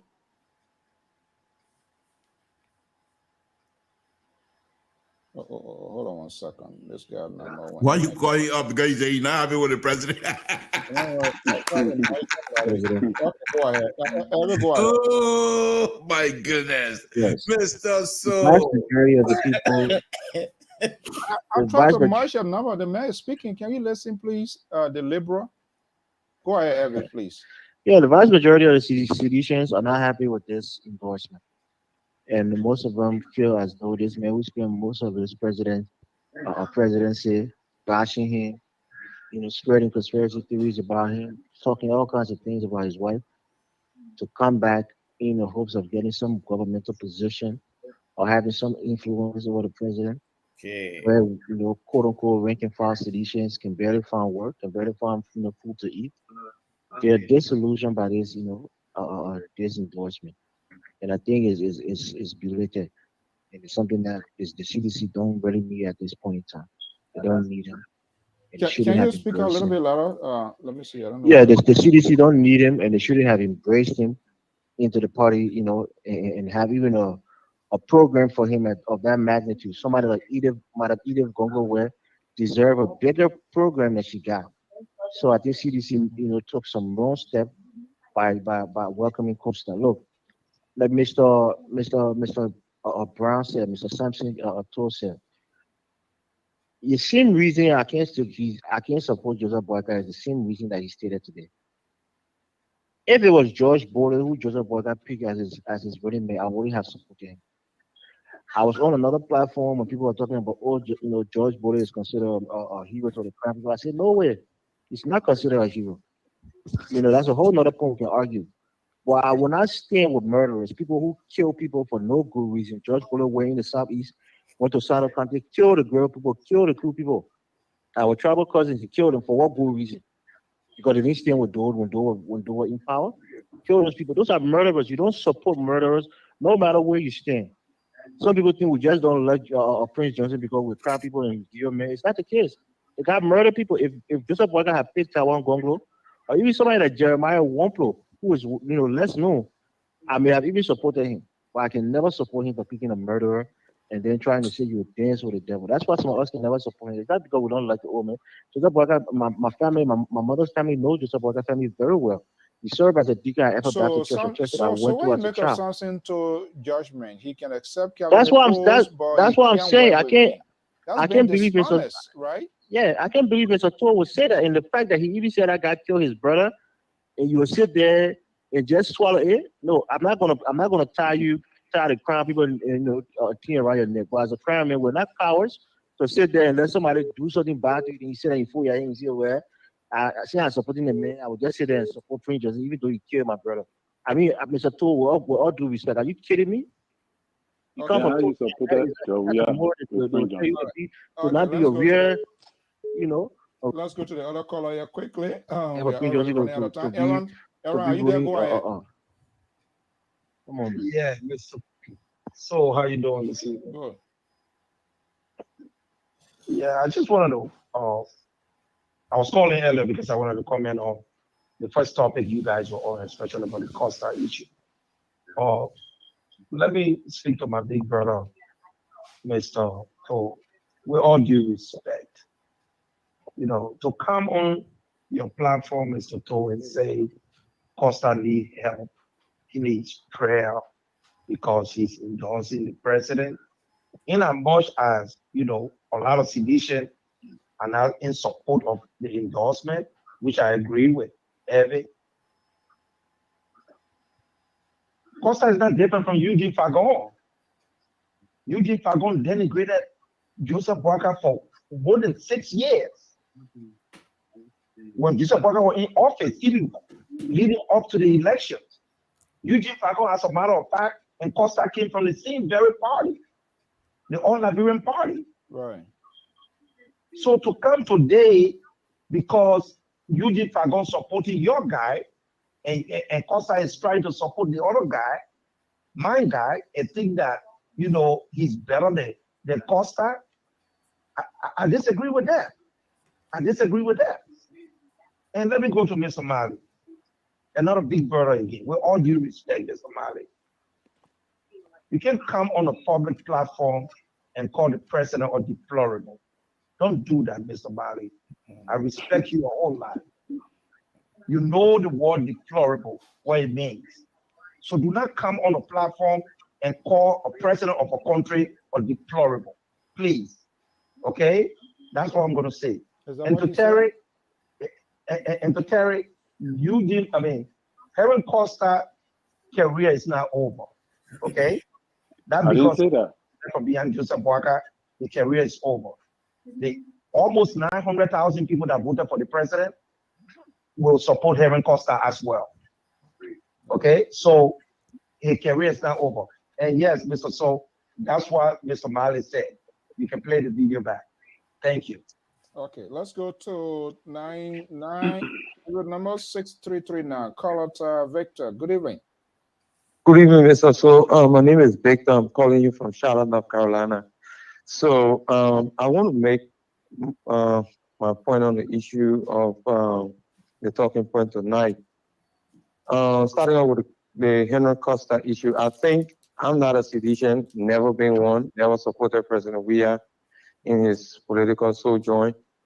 But I think that his endorsement for Henry Costa was in the wrong direction for the fact that Henry Costa has no base, has no political base.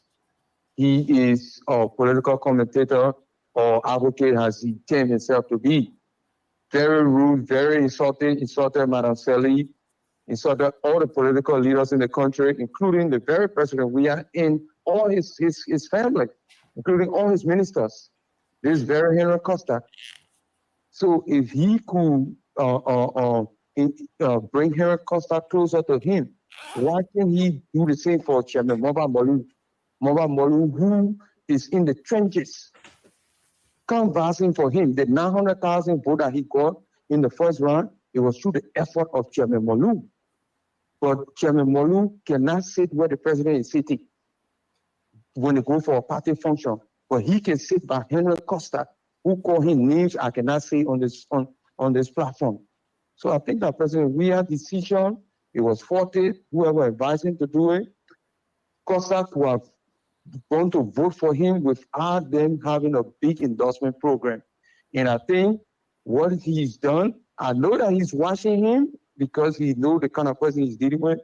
But I think that if these political leaders will continue to aid and abet Costa in his behavior, that's how he's going to be rumbling around them. And I will say this, if Vice President Barker win this election, and Costa somersault and decide to support him, and the UP will do the same, definitely. Even in the second round, I wouldn't support the UP if they were going to accept Costa back, because Costa is not a person to bring close to you when he is off for his brain all over the place. So the issue of Yeke Koluban, I think that, like Terry said, I think that Yeke is just on transfer aggression. My thing here is, why didn't he Yeke Koluban have his press conference on October 7th, on October 8th, on October 10th? Why didn't he have this conference? Because he knew that if he was going to have this press conference, he was going to lose a lot of votes. Probably he wouldn't have won the election. But he waited after the election and come and spit those innuendos today. What we are talking about is the incident that took place that prompted the conference too. So why would you want to make reference to ever since election? He didn't say. Mr. So he talk about Mr. So this man talk about things that happened 5 years ago. Now listen, he was outlining some of the things that happened in the past. You see, that's why, because sometimes when you're all politically mind driven with your party interest, and you're trying to compromise the interests of our country, and that's why some of no, Mr. So even I'm saying the appointment prompted everything. That way he got upset. Why they were appointing him? Why they didn't call you here? Can you do that? If they ask you for a job, once upon a time we had a conversation, right? Mr. So, Mr. So, yes. No, let me part of call here.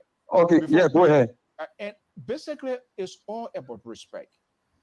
Before Terry he is and one of the regular caller here. When I decided, I said, hey, this young man is tolerant. What did I do? I placed a call to you. We chatted, we exchanged touch, right? And you say you might think about it, correct, Terry? Yes. Yeah. Okay. And you consented.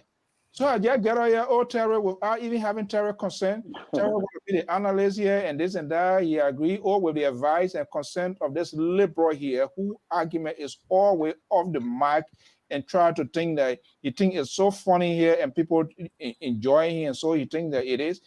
I mean, you can't do that. He was disrespected. In fact, what did these people do? All of these things here, I'm quite sure something was breathing in the backyard. You didn't know, I didn't know, that did not come in the camera. But Yeke doesn't have a secret. He talks stuff. Why these people in leadership, why they did not to rescue, why they didn't do anything enough to address the situation? Why? Mr. So, my point here is, Yeke, I want you to understand that while it's true that he said some things that kind of make sense, but I'm also saying he's being deceptive, because these are things that he know that if he was going to speak about it before the October 10th election, he would have lost some votes, because there were people who that press conference he had today, people were mad with him. People are mad with him. Let's be honest. So the fun I'm making here is the very below him. He was talking about blacking when he had an incident at his house where the police went there and they all kind of stuff. Sedition went there. Delon went to his house the next morning. Senator Borcha Sibley went to his house the next morning. So Yeke is being deceptive, Mr. So don't mind that thing. Yeke is being deceptive. That's my point. What I'm saying, I'm just not looking at one aspect to be selective into an argument. All the one people who in their right mind as a politician, Samson told, don't bang your hair down. We're not swallowing yet. Who in their right mind will reject a vote? Who can authenticate whether that vote will be genuine or not? But who in their right mind will reject endorsement 2 weeks to the election time? Who you think can possibly do that? To what do you call Ambassador Boyka? Or no, Kumi's not there again. The man, I don't know where he's gonna be going. I mean, let's be honest. But you guys, y'all know this guy here. You're being hanging with this guy. This guy, numerous times he has hosted program. He this, he that. Now when he flip on you, then you want to, that's what I hate. That's what I hate. When it's starting, you rise the back of an alligator. And he who rides the back of the alligator goes into the belly of the alligator. Now you are about to be swallowed, and then you want to see whether. Are you talking about somebody on the phone, or you're going to engage? I'm talking to everybody. Because this I think you and Body frown on that I try to They engage want to beat us audience now. when they try to make a phone call because The it's way things You got your that is not in your interest. You're going to try to inject and try to interrupt this young man who's talking some beautiful, beautiful ideas here where you and Mali is supposed to gravitate towards. Then you're going to try to get involved. Go ahead. I finished with him already. Yeah, of course, you finish with him. You shut him up. And then you say, I'm not letting audience to talk. Because you're sedition, you people are ridiculous. Ridiculous. You don't? Marley Jones. Go ahead. What's happening with Samson, my people? Yes. Well, I think something drama is not a strange phenomenon. It's the liberal, please. The liberal, please. I think we are all immune to it now. I know. Except for the callers and the strangers. But anyway, to be very frank with you, I think the stakeholder Yaka Koluba, even though I don't like some of his argument and some of the journey he takes, but frankly speaking and objectively speaking, oh, yeah, we go. Yaka Koluba is he was so being subjected. It's just a matter of time. Go ahead, sir. Yaka Koluba is a victim of lack of political compassion in the opposition party. He also a victim of a broken down solidarity in the unity party. Many times Yaka Koluba have been attacked by lions, hyenas, and you can name them. I don't know when any of these standard bearer ever took a step to say, look, we are here to show you solidarity. I have not seen it. I stand to be corrected. Yeah, other people been going there. We are talking about the weight of the visit. It's not just anybody rescue model, this and that. Marley Jones, you remember June 7? They left him in the lion's den. Yes. You see? So the man is victim of what I call, he's a victim of what I call Mr. So, when it comes to Yaka Koluba. Let me finish talking now. Marley Jones is on the floor, please. Yes, I need to be protected. You see, so Yaka Koluba is a victim of high-level political conspiracy in the opposition. Wow. They may have never enjoyed what I call a political passion from the VP. He had never enjoyed, you don't even know the definition of political solidarity. They may have always be swimming alone. You see? So I think it's about time for the supporters and the well-wishers to rise up and inform the standard bearer. Mr. So, let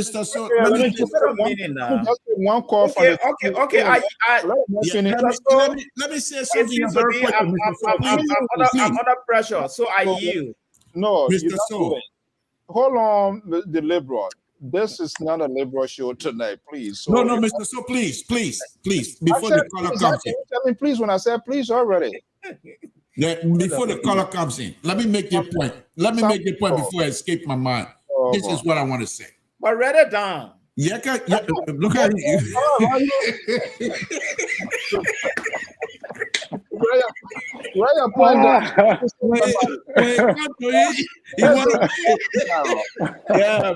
That's a good way to do it, Mr. Marley. Let me write it down. Your engineer, draw yourself, you can make it. Okay, whatever. But let me say this about Yaka Koluba, and I truly agree with Marley on some of the point. But for me, I'll be ridiculous. I think when it comes to Yaka Koluba and the opposition have been acting stupidly, to be honest with you. These people refuse to truly see Yaka Koluba suffering. This man, his kid almost died when they were at the airport. And the baby formula was seized. Who are making a case for the government? Mr. So, will you please let me get my point through? Complete the sentence. Who were making a case for the government? Yes. Falcon were on Yeka Koluba bike. Very And good. none of these people that are now trying to work with trying to work with Falcon will come and defend Yeka Koluba. He stood by himself. Yeka Koluba have always been in the House of Representatives, having issue with the speaker and the deputy speaker and all the other people. Nobody from the opposition would truly stand out and even organize Nigerians to go to the Capitol building. That Yaka Koluba, the way he's being treated is unfair and unacceptable. Nobody can say those organize like that. They need to have that sort of a. I agree. When it comes to Yaka Koluba, you guys are quite right. One last thing I want to say. I disagree with Witherspoon, Stanton Witherspoon. You guys been calling his name here. When the man was making the money you want, everybody say he's no. Let me tell you right now. No. Let me make my point first. Let me make my point. Then you can tell me. Let me make my point. Witherspoon, you come out here now, you say the man is a convicted person. Why would the Liberian people, the man used to give these people money? Now they know that he's a convicted person. The people been taking his money. They've been taking his goodwill. That now they know that he's a convicted person. Witherspoon, God will be with him because he's a good person who did something not good, but God will be with him. And these are the kind of people we all need to pray for. Not the people you're going to stay here and say, the man need to do X, Y, and Z. Can I say something to that? Yeah, come before I go to the caller, tell one, say, I'm now a catfish that you can just throw a bait and go swallow. All they want, I made my position here. But you see, you people are the dangerous element that we have. And I'm afraid Boyka should not even, when Boyka appoint you, trust me, I will bring all of your tips out. I will pay them. Those are all liquor talk. Those are all liquor talk you have. Oh, the white talk, liquor talk. Eh? Yeah. Any money about money. Sarah, go ahead quickly. Let me break in this. Yeah, first of all, Mr. So I disagree with people who say the opposition did not stand with Yeke. The reason the opposition stand with Yeke, that is why Yeke win the election. The people stood with him to tell him that Yeke, we understood exactly what you have been doing, and we have been there to defend you all along. Yeke was with Mr. Cummings. When that thing happened to him the first time, Moruba Yokpo went there. The other people from the opposition have been with Yeke from day one. Stanton Waterspoon have promoted Yeke on his show. So if Yeke is saying, oh, why would Stanton Waterspoon tell and Jeremiah Kuhn to call me? Why will you go on Stanton Waterspoon show? And you know that Stanton Waterspoon have been vying for Unity Party all along.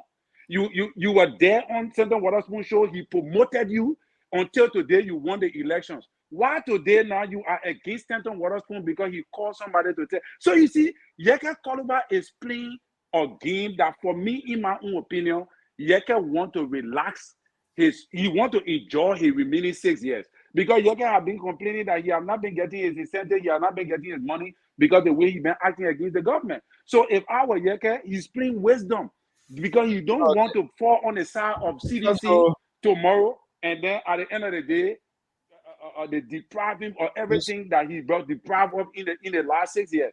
So he's playing wisdom.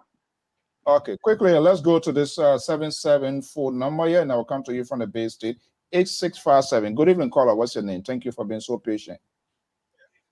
Yeah, this is Sylvester Bagino. Sylvester, welcome. Oh, Jesus. Yeah, thank you very much. I'm calling from Worcester, Massachusetts. Thank you for being so patient. Can you lower you're listening to Sonny? If you can lower that, we're getting an echo. Just lower your monitor. Yeah. Am I cool now? Yeah, good. Perfect. Yeah. Thank you very much for allowing me to talk on this show. I've listened to the panelists and stuff like that. But let me be definite with you guys that are on the panel there. You know, let us put behind us the past that took place during the 15 or something the 20 years war and chart the course of solution and development of new Liberia. But most of the time, I will hear people accusing, pointing finger at people. Hey, this person is a murderer. This person is this person is that. And this person is this person is not that. I don't think those attacks have solved our problems in Liberia. Don't think just chat discourse of disunity amongst ourselves in the country as a whole. Okay? We have the United Nations in the country for about, I think, 10 or 12 years, 15 years. In Liberia. They started the cause of war, code crime, or atrocity that took place in Liberia. And sometimes they talk about George Bully or murder, this and that. And I was in the Southeast. I live in Sino. I live in Maryland. I live in Grand Gita. I live in Grand Cru. You know, all the places. But you see, let us put away finger pointing and let's work together in unity in order to charter a good course of Liberia. Let's point at issues that are affecting our society right now. How can we solve the problem?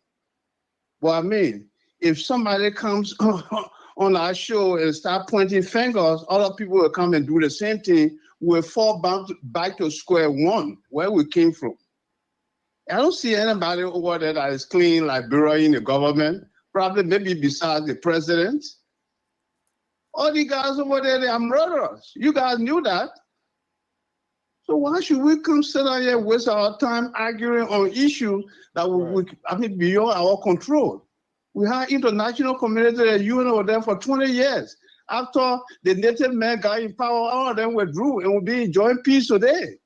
And they're talking about moving a man to bring somebody in who has served the country for 12 years as a vice president in the garage to be president of Liberia. Okay? We're talking about interpreting the pro-poor agenda for to counteract those misfortunate guys, people that just sit down abroad and divide means of destroying the country image. And people who are billionaires. This is what the information ministry is supposed to do in Liberia. Because a whole lot of propagandists, they are here sitting down abroad doing nothing here because they have information to television or whatsoever, cell phone or computer. They sit down and talk junk about Liberia. And they don't do nothing in Liberia. Liberia is there for over 100 and some more years. Whoever talk about Liberia besides the Southeasterners? Okay, thank you so much. So let me tell you guys, when the people come over, they're pointing fingers at people in our country there's no need of pointing fingers. We're not carry on anywhere. Let us think about the solution of Liberia. Those of you over there, go to your villages, develop the place, carry businesses there, carry electricity there, this and that, all kind of things. Mr. Coro, in the country. I'm a crime manager at George Bully. I can criticize my own tribal man. Excuse me, do not interrupt me. Hold on 1 second. Hold on. Do not interrupt me. Yeah, let's okay? do one at a time. That's why I said we shouldn't point finger. We should. National Park. Listen, we should. For 2 years. For 2 years. For 2 years. I was at the South National Park for 2 years during the war. I was caught up there. You know how I managed to come to the United States? Okay. I was so that brought by a Jamaican man. Okay, thank you. Let me tell you now. So we shouldn't point finger here. I knew what went on during the war. So Sylvester. Thank you, sir. Yeah. Yeah, thank you so much. But we do it here differently on LPR. That's the uniqueness of this network here. And I know the history is all about the past and the future. And this thing gotta be talked about. And I know sometimes people it becomes personal because different things happen.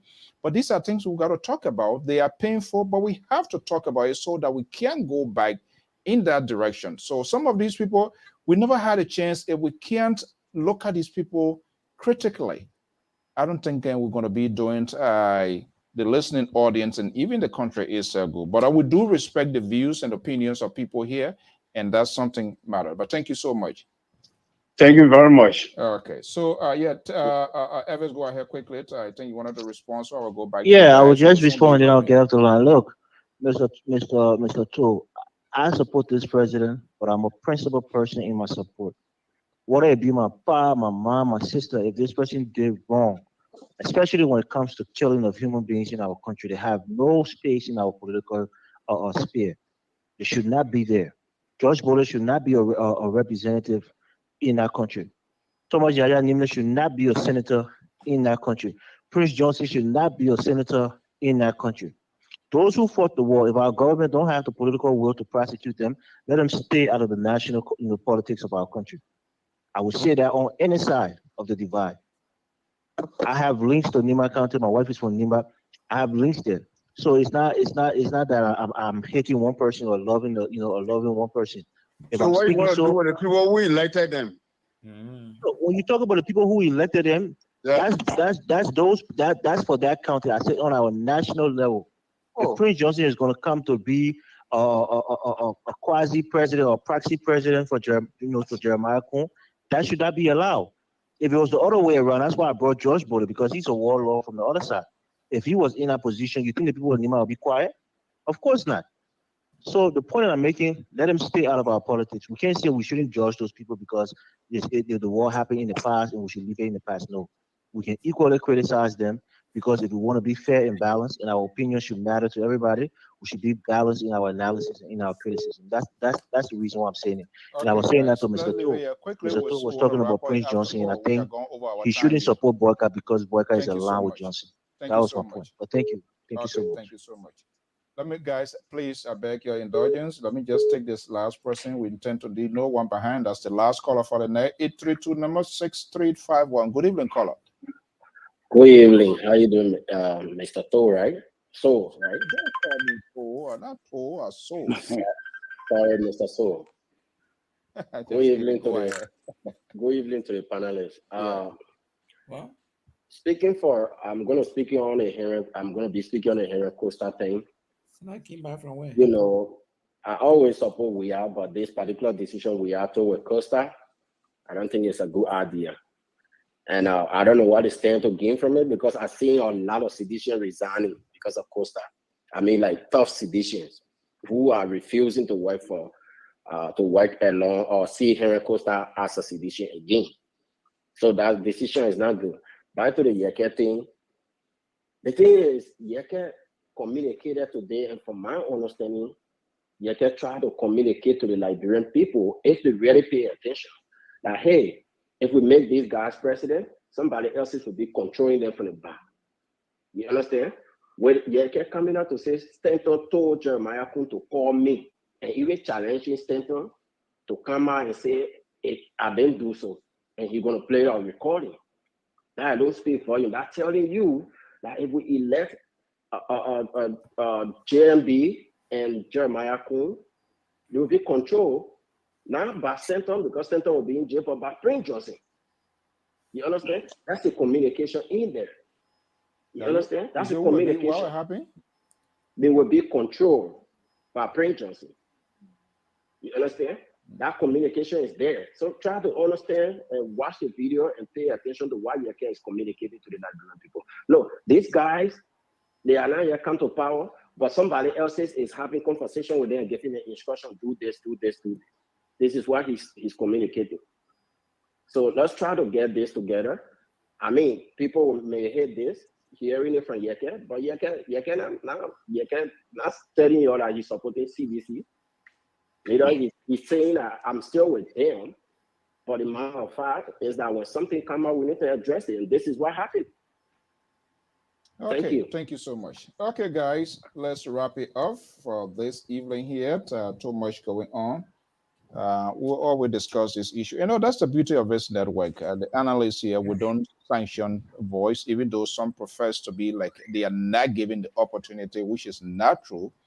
They run us through when we even talking, oh, I want to talk, the plea for time and all of those kind of things, bargaining, and people will give them time, we allow them to talk, but yet and still, you know, that discontent or dissatisfaction will still be there. So guys, here we are now. I got to run. Yeah, so what's your final word before you go? Or you running now? Well, my final word here is to the Liberal and Mr. Collins. But this is far from everything that we just put in a basket. There's something new. If Joseph Barker will be defeated on the 14th is because Joseph Barker did not have the money to rock shoulder with the ruling party. And I have got from inside sources that the ruling party really spreading the cash around. And if this one, the second round is very, very costly. So the argument that, oh, Joe, we are taking the country in the wrong direction is not strong enough now for people to vote for Joseph Barker. So you got to change the messaging and you got to bring in some cash if you want to win this election. Thank you, and we'll see you guys tomorrow. Your liberal engineer that he should just cut one check, but they are only told them that they're free to no money and anything. Say that they pour gas in people's children, then no, the other person that sincerely would have rather given some money to Joseph Barker, sincerely speaking, from my own belief, is Mr. Collins. Yeah, I want to believe that because for the liberal keeping one eye open. He not trust somebody that hanging around with Boyka boy again. No, but the liberal is not even too sure about Boyka. He's not sure. No, I see you guys. So, gentlemen, I think Tara, you're the only one making a last statement, right? Yeah, the liberal spoke already, so what? I'm not hearing you. That was nothing speaking. Now, but I was laughing because you said the liberal is off. But anyway, Mr. So this was a good show, even though we had some heated movement, but it's all to the benefit of Liberia. There's a statement that the guy made of somebody made a statement about Prince Johnson, talking about how President because of Prince Johnson's alignment with JMB, he don't expect the Labour to support JMB. All right, and another guy is saying that because Stanton Waterspoon told Jeremiah Kuhn to call Koluba.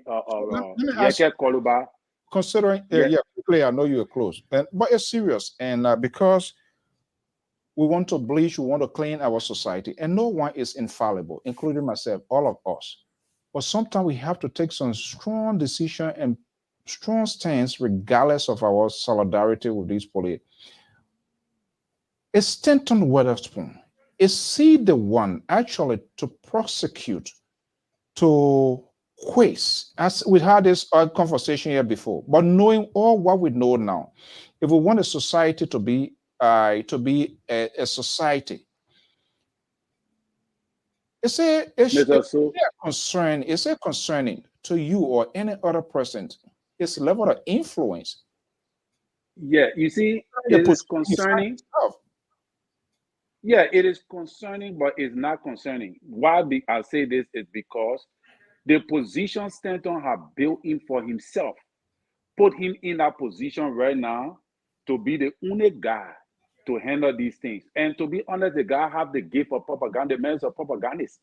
That man is not a journalist. He's not a talk show host. That's what I'm talking about. So, whether if he's credible, right? And you're talking about his credibility. Besides the credibility, here we are questioning national leaders to be into right standing, their way of doing things. But you have someone that is also indicted, and not just only indicted, but is convicted of a crime. So is he the right person to even question George Weah, to question Ambassador Boyka, Tiawan Gongro, all of these people with credibility for us to judge? Is he the right person? Like I said, I would say no, and I would say yes. No, because we're doing yes. Yeah, because Mr. So this is the kind of society we find ourselves, right? The Liberian community. Can we undo that? Can we undo that as society or no? We can, but it's going to take time. Because yes, from the viewpoint of the international, from international standpoint, and from international diplomacy and transparency, you and I know that he's not supposed to be the guy quizzing or interviewing anybody at all. But again, from the Liberian community standpoint, he is the only guy that is seated in the position where he controls a huge media operation in Liberia from the core, and he operating legally in that space. And because of that, a lot of Liberians politicians and all that run to the station to be able to give their opinion on the issues. Because if you look in Liberia now, most of the media institutions have been bought. Most of the media, even the newspaper, the journal, all right, do not report any sound thing anymore. Everybody is being compromised one way or the other for the incumbent. So as a result, people see that this network, even though this guy is accused guy or so, people see that his network shows some level of transparency to the opposition. So they run to his network because he have a vast, he's grounded. He's grounded in it. That's why I told you the other night that this guy, any side he chooses to lean on, he could cause a serious damage. Because we must understand that this guy got a lot of journalists purportedly in almost every county. During the election, this guy was reading numbers from every county. There is no network in Liberia that I know that have journalists in every county. All right. So that is how grounded this guy is. That is the reason why the man can be sitting on a show and people giving him the magistrate or tally sheet that's supposed to go to NEC. People taking pictures and sending it to him because he's grounded. And that is why I was telling Kev the other night that the people that went on his show, the government officials that went on that man's show, did not go there because of you. If it was because of you, then why they can't go on the closing argument? How many times you see Samuel Twain and other people on the closing argument? Those people went over there because they know that Stanton Waterspoon is grounded in the media industry. And at the time, this guy was controlling a lot of money that he was dishing out. And based upon what he dished out, he have grip. He have grip on people in the country. He can get information like this. So he have the ability to destroy anybody he want to. He have the side he lean on. He could either choose to destroy. The numbers you are putting out, were they right numbers? Well, again, there are numbers that he put out that were called by NEC. There were numbers he put out that NEC herself. No, but also definitively, I remember this guy from Legis came and they said everything was okay. The party people validate that they were making projections. They were making projections. They were not. They were very definitive in their actions, and yeah, I mean, because the thing, if we are not careful how this information get out, who said people can't send information to people, but you have to validate this information. I agree with you on that one. I agree with you. The propaganda, but it's concerning when you have people of such a character to be so close to people who seeking national office. What could be the danger? Even if, and it's quite true, he was given money. Are these people are these people benefited? Would there be a time 1 year, 2 years after, would anything come out to say, hey, wait a minute, these people were also beneficiary. This is why they were in close link with this guy here. Is that something we must also consider? No, but Mr. So you know directly. The guy, yeah, go ahead. I'm telling you, I said here before, a prominent Anthony, I'm not going to call your name here. I have that discussion with something, but something I know to NEPA, I don't think he's going to form any alliance with me. I was shocked with some of the information that he shared when this whole thing broke off, how he was called. There were a lot of people called. We don't know yet. We don't know yet for sure, but these people, they get a way of tracing people. And the reason I'm saying, I do not want a president is elected tomorrow. And then all of a sudden, you hear say, oh, this person is part of it. Then it means like all the talking, the 2 hours, the 3 hours that we are talking about here, Terry, is in vain. It's not about me. Because at the end of the day, it is the country going to be victimized because of one person. And it's so saddening. Our people didn't see this coming. People were not questioning it. We don't ask this question. When you try to ask this legitimate question, you are being seen as someone who is envious, someone who is jealous. But these things lead to a destruction of everybody who knows and who doesn't know anything about things that are happening. We need to have the discussion. And the politician, like you rightfully said, that's it. Because they were all around with the same people too, and everything was cool. Now the outside, the life jacket disappeared from the guy. So here we are now in this thing here. But carry on. Yeah, so that is what I think that you see for Stanton Waterspoon and all the kind of thing is that Like he made some assertions today that Ambassador Boyka used to, he used to help and blah blah blah, and all those kind of things. That's a very valid point you raising. So, but again, if his network were not credible, I think the international community would have aborted the 200,000+ he just raised for the Unity Party, because they use his network to raise over 200 and I think 50 or 230,000 the last time John Molu said it, which was Saturday. So I think if this guy network was not credible enough, the international community were going to intercept that. But again, this is what we have. The money, people money they send? Obviously, because he sat on the network and raised this amount of money. And this guy, another thing, what I'm concerned with, with all of his case, is the fair considering this as a community service? Because they are too to get a crazy law here. So it's just a convoluted one, but we need that's to what I'm saying. we will know. We will know. But again, that is and what I admire about the guy, he does not allow what he's going through to interfere with his talent, with what he's doing on his network. And that, I think, to be able to separate your pain, your agony from the gift you have, from what you're doing, is something I don't really see with a lot of people. Okay, let me break. But I'm not going to talk for him. Yeah, I don't see it that way. I don't see the remorse part. Something you did was terrible. You were horrible. You did not even. That's what I'm saying. He's not remorseful. He don't have that. You don't see. Make fun out of it. That's just not okay. Deliberate progressive. Thank you so much for coming. You didn't even let me to make my last statement. But anyway, no, you're the last person. The Liberal already done. So that's not true. That's not true. You're just a CEO. I'm the board chair and the station manager backing me.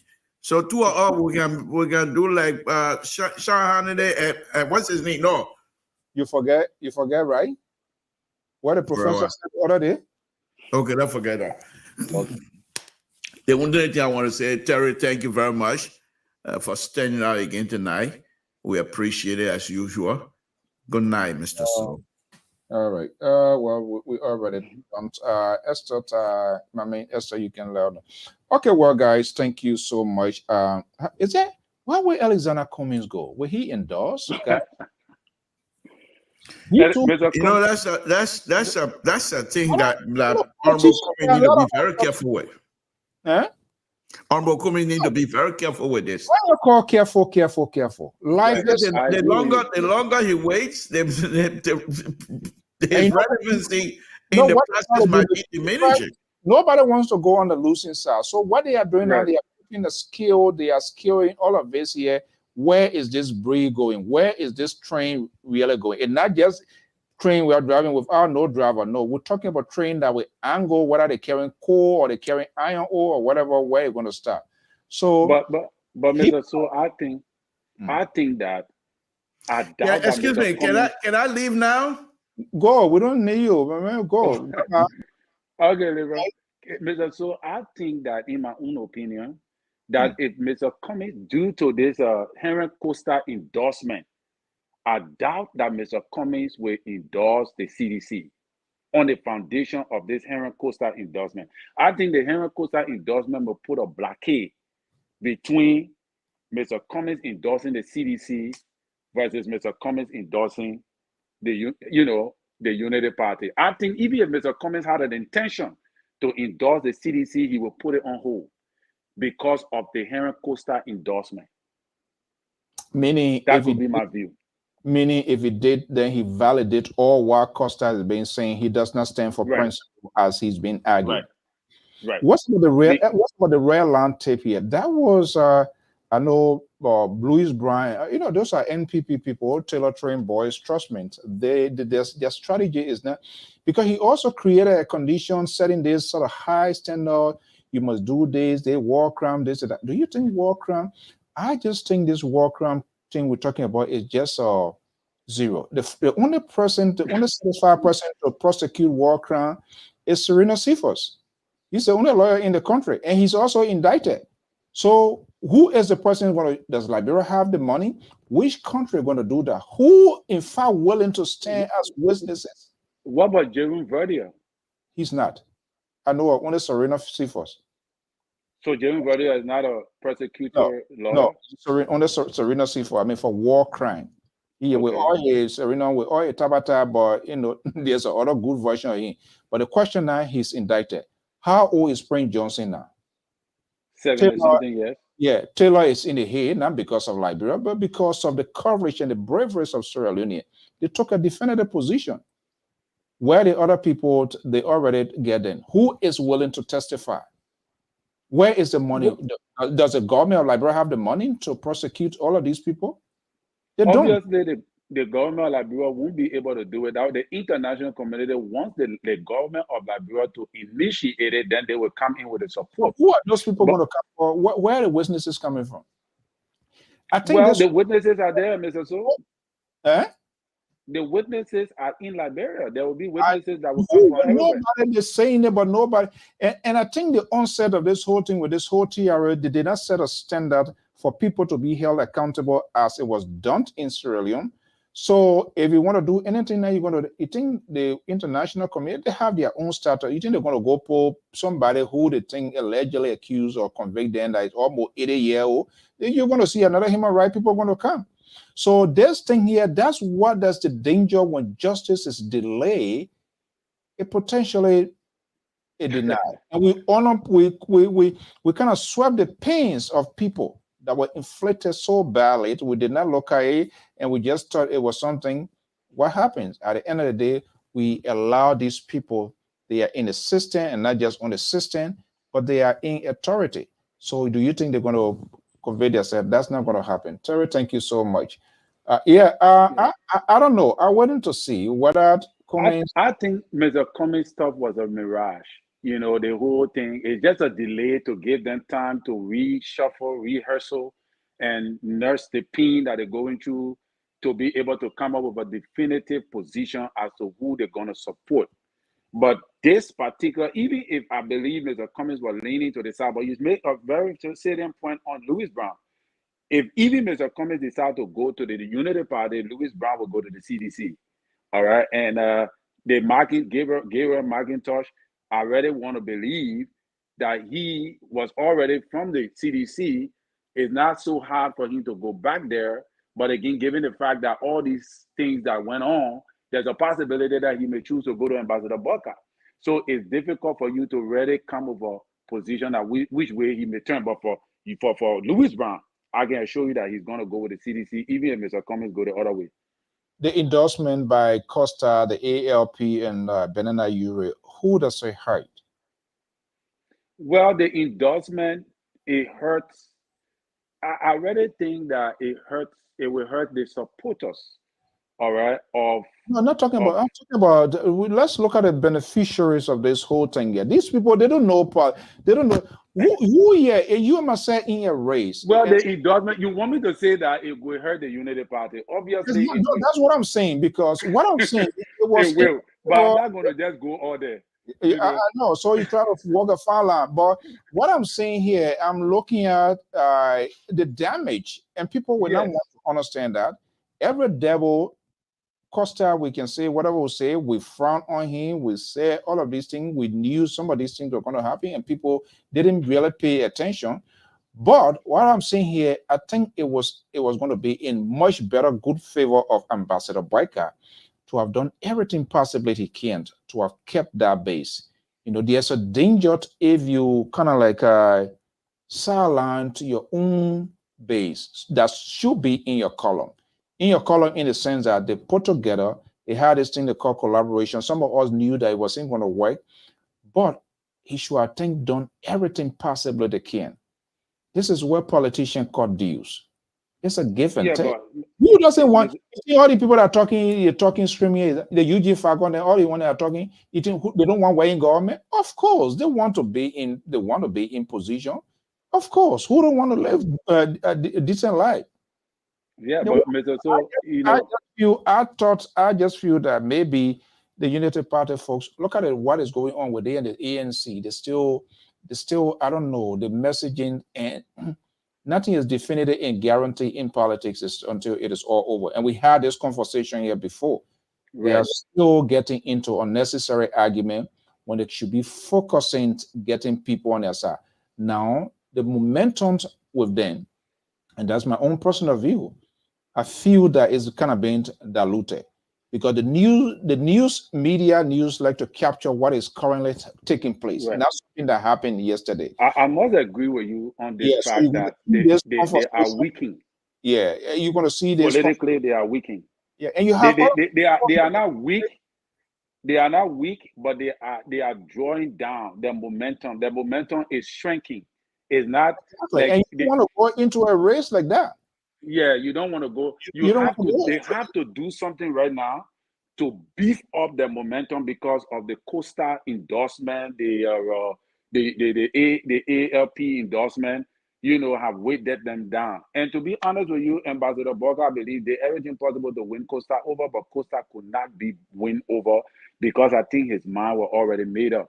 And to be honest with you, this is a win. This is a win for the CDC. Whether if our people like it or not, the Costa endorsement poses a threat to the campaign of JMB. Reason being, Costa was with JMB for a long period of time. Exactly. He was with the party for a long time. So there are many things that he says that people will try to believe it because of his close proximity to the JMB factor. So one way or the other, it put a dent into the JMB movement. And to be honest with you, I do not think that JMB will lose this election. I think he will win with giving all these factors. But if he does lose it will be on grounds of one major reason. And that reason will be the breaking off of the CPP. All right, which were initiated by Costa because he came up and, so this particular deception, this particular play have been working for a long period of time. Was that a weakness on his part to allow that? Because I remember there was a fundraiser which Costa more or less was the face of the ambassador, which some other Unity Party folks too were already. You remember the program in Philadelphia? Because our guys were there, will cover that program, and some other folks were in the Unity Party column. They were all mad. They were also upset. But then the ambassador promised upon his return he would have done everything possibly he can to bring these people together. Winning elections, there are a lot of deals always there. You will always see surprises, and don't be surprised that more will even come because, hey, who doesn't want to live a life? Who wants to be jobless, especially in Africa? Who wants to be, let's be honest, who wants to be jobless? Why do you think these people, everybody arguing, talking here, they are vain, stressing here, people that talk sad? There is a reason. If I start talking for CDC here, you think I can't talk and can't get myself open mobile phones, it'll be at the end of the day, I ain't going to get it. Of course not. But Mr. So the people want to be taking care of you now. To be honest with you, because to be honest with you, you do a professional job. You balance, even though you balance the equation, but you still give the seditions the light phase. All right, you give them the opportunity to be able to share on your network a lot. You said when you say sedition, they don't have a comment. They don't have an analyst here like you. We have the only analyst that we have here was Professor Asese Labozalo. I have reached out to them just to have this balanced conversation, not people that are calling in, giving some of them personal view, this and that. You hear your analyst here, you support ambassador. Who is the analyst? Witron Keto, you only way when something Google, then you stay behind your course. So that one is CDC, depending on you, that they're unbroken state. Then they're unbroken state. And the reason for that is the expectations. We do not want to the expectation. I know more about them now. Unlike the last time, we didn't know much, but he has a record. But those people who we wanted, they are not effectively prosecuting that record. This is where sometimes the frustration comes from. And that gives us the feeling as to whether they are even ready or is it out of something, what actually they are doing. Like the Spoon Network, that's a viable entity they could use. But when you see that the whole trouble thing, it came from that, which they don't know is a serious hurt. Because when you try to do that, and when you are, which of course they are doing, you're telling the other folks, people that are also on our side, even from the Southeast, that still have the uncertainty that wants to come over, you create a fear in them. Definitely. You And drive, that is what I frown against. yeah, you drive them away. You are not tolerant. And even the very seditions, you saw in the CDC compound, people were there just chanting. The people were there that were dissatisfied. Right. They have that tolerance to accommodate their conversation regardless of them wearing the red beret or not. Are they willing to listen to them? Or you just put everybody and assume everybody are having the next time and everybody going on. But when you kind of categorize people of that sort of nature, what that does is that, oh, wait a minute. So what's the point? If I go to them, they will not welcome me. So the best thing, let me be here. And that's go back to even the war situation. Then not everybody in AFL were bad. They did some good things, they did some bad things. But always the majority always kind of like take the heat. And so the soldiers too, they were not that professional in the sense of fighting guerrilla warfare. So they don't know whether they were keeping prisoners and they were able to get information. They were not doing that, but people were acting on anger and then pay back. So as a result, things that they're supposed to get to, they never get it. That's the same way. Now, seditions, other people are mad, why Costa gone to them? That's not what the president is thinking about. The president is thinking about getting to the finishing line, either 50 or 50 plus 1.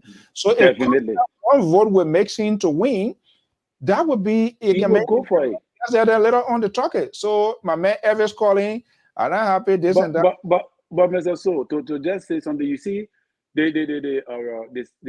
spoon talk, right? If you observe spoon talk, you see the Unity Party people are very smart. Stanton Waterspoon wanted to pivot on them the few days, but they caught it, and they were able to identify it. The ANC people never identify what Stanton was doing to them. All along, Stanton had the support for the CDC. He was pushing the CDC agenda. Along with the ANC, he blended the ANC and he made them weak on his show and gave the CDC edge. But ANC did not identify it. Yeah, he never identify it. He skilled it, and you know, that sort of talent is in him too. We must give it to him. Gifted. I'm telling you, the guy is gifted. The other side wants to come to push over. In the middle of it, he will inject something, right? Some sort of political satire, laughter, and it's okay. Well, I will come to you. You saw what I did to Gibson a few days. Right. You knew very well. You supported a person. You have your own brand. You abandon it. You discard it, and you go in there. The people. They have established their identity. So where may you think you're going to, you ever saw, how do you call it, Wolf Blesser going to Sean Hannity for interview? So he Wolf Blesser, and he decided to go to Sean Hannity. So Sean Hannity will mute his microphone and send him down the gutter. Like, you now see some people going MSNBC. No. Fox is their channel. Newsmax is their channel. Glenn Beck, those are places. So if you cannot find your right footing, you go somewhere. I don't care how talented, gifted you are.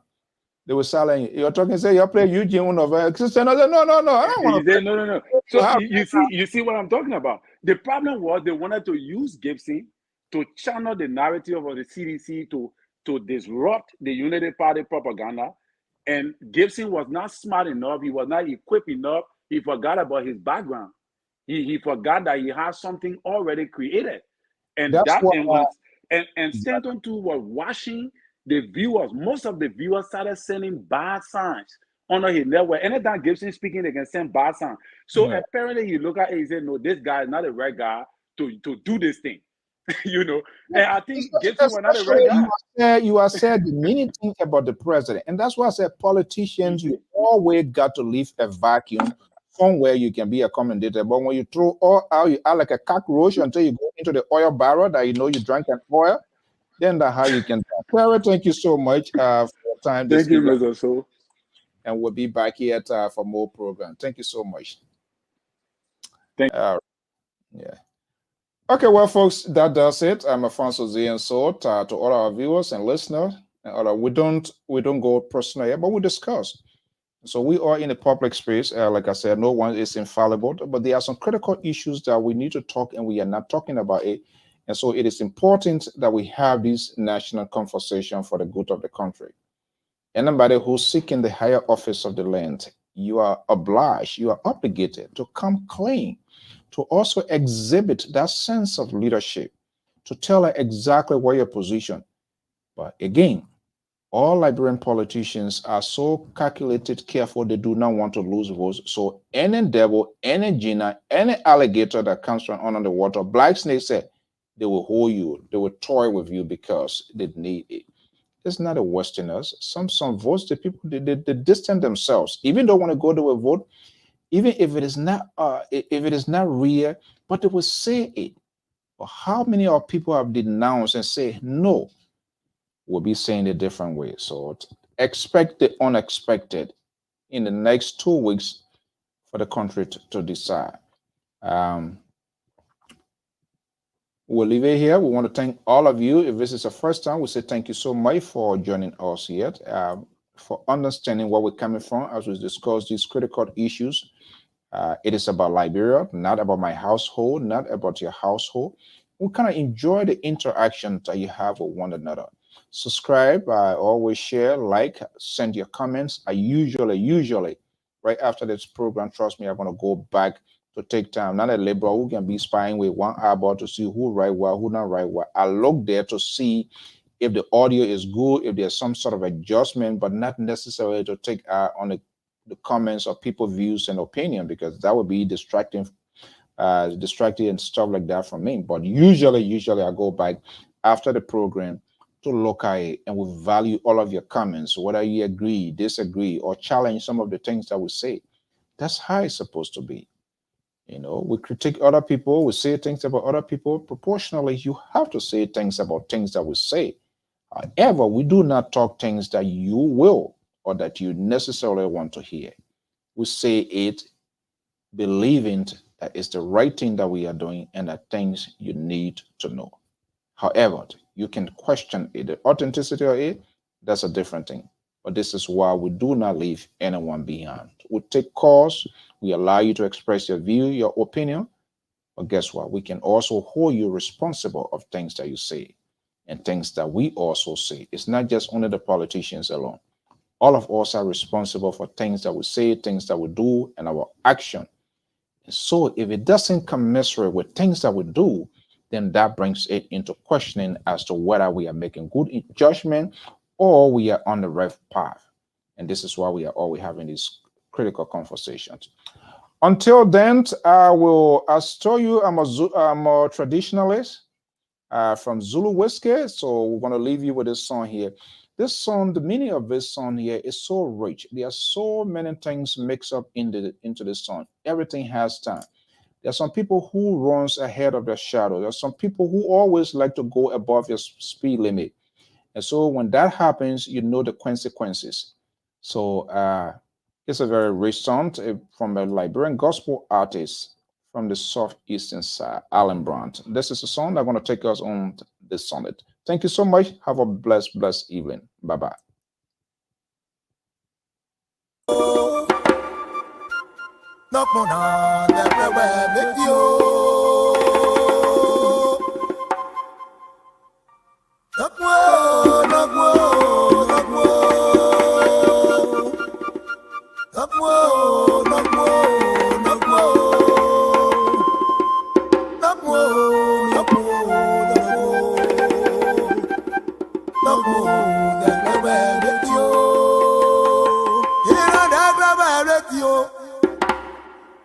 Lion, that clever ability, oh, that clever ability,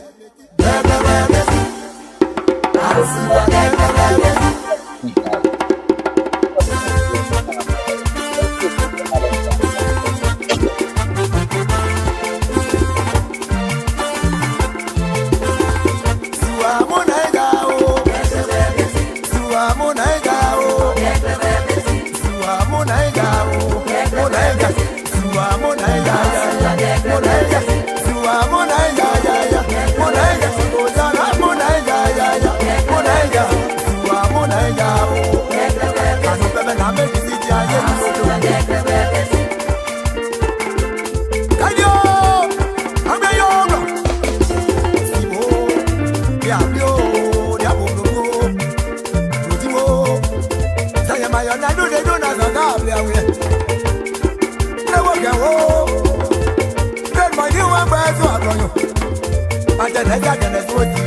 I Kaya that boy, I only want to be a boy.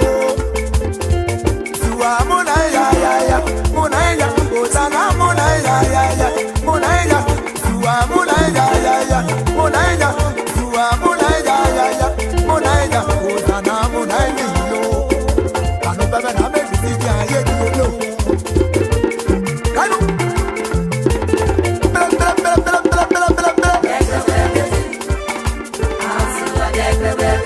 Badada go, solu badada go, badaju go, badawai go, aja badajire go, badabio go. I just wanna thank you, thank you, thank you. I just wanna thank you. I just wanna thank you. Thank you. Thank you.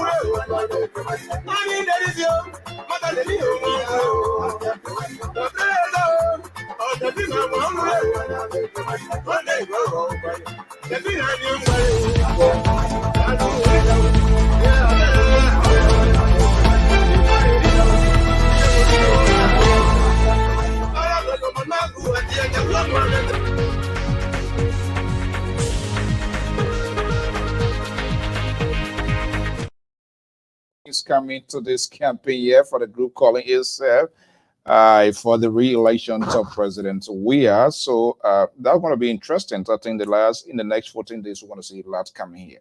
This is the billing that has been heavily contested for.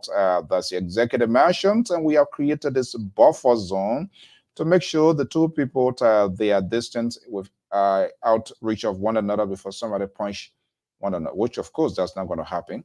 But we'll be keeping close who's who in the presidential runoff. It's now been narrowed to 2%. Ambassador Joseph Newman Boycott of the Unity Party, and that of the Congress for Democratic Change of George Weah. We'll keep monitoring what will happen, the endorsements and all the campaigns, how things going to be going. And we'll be receiving more information, be it from the Unity Party, the CDC, the other last two. If you have any app, you send it to us here. As long as it reach the consensus and discussion with the management, trust me, we will play it. No one should be left behind. Once you reach out, we'll do what we're supposed to do. Until then, folks, have a pleasant evening, and thank you for sharing your time with us. Bye-bye.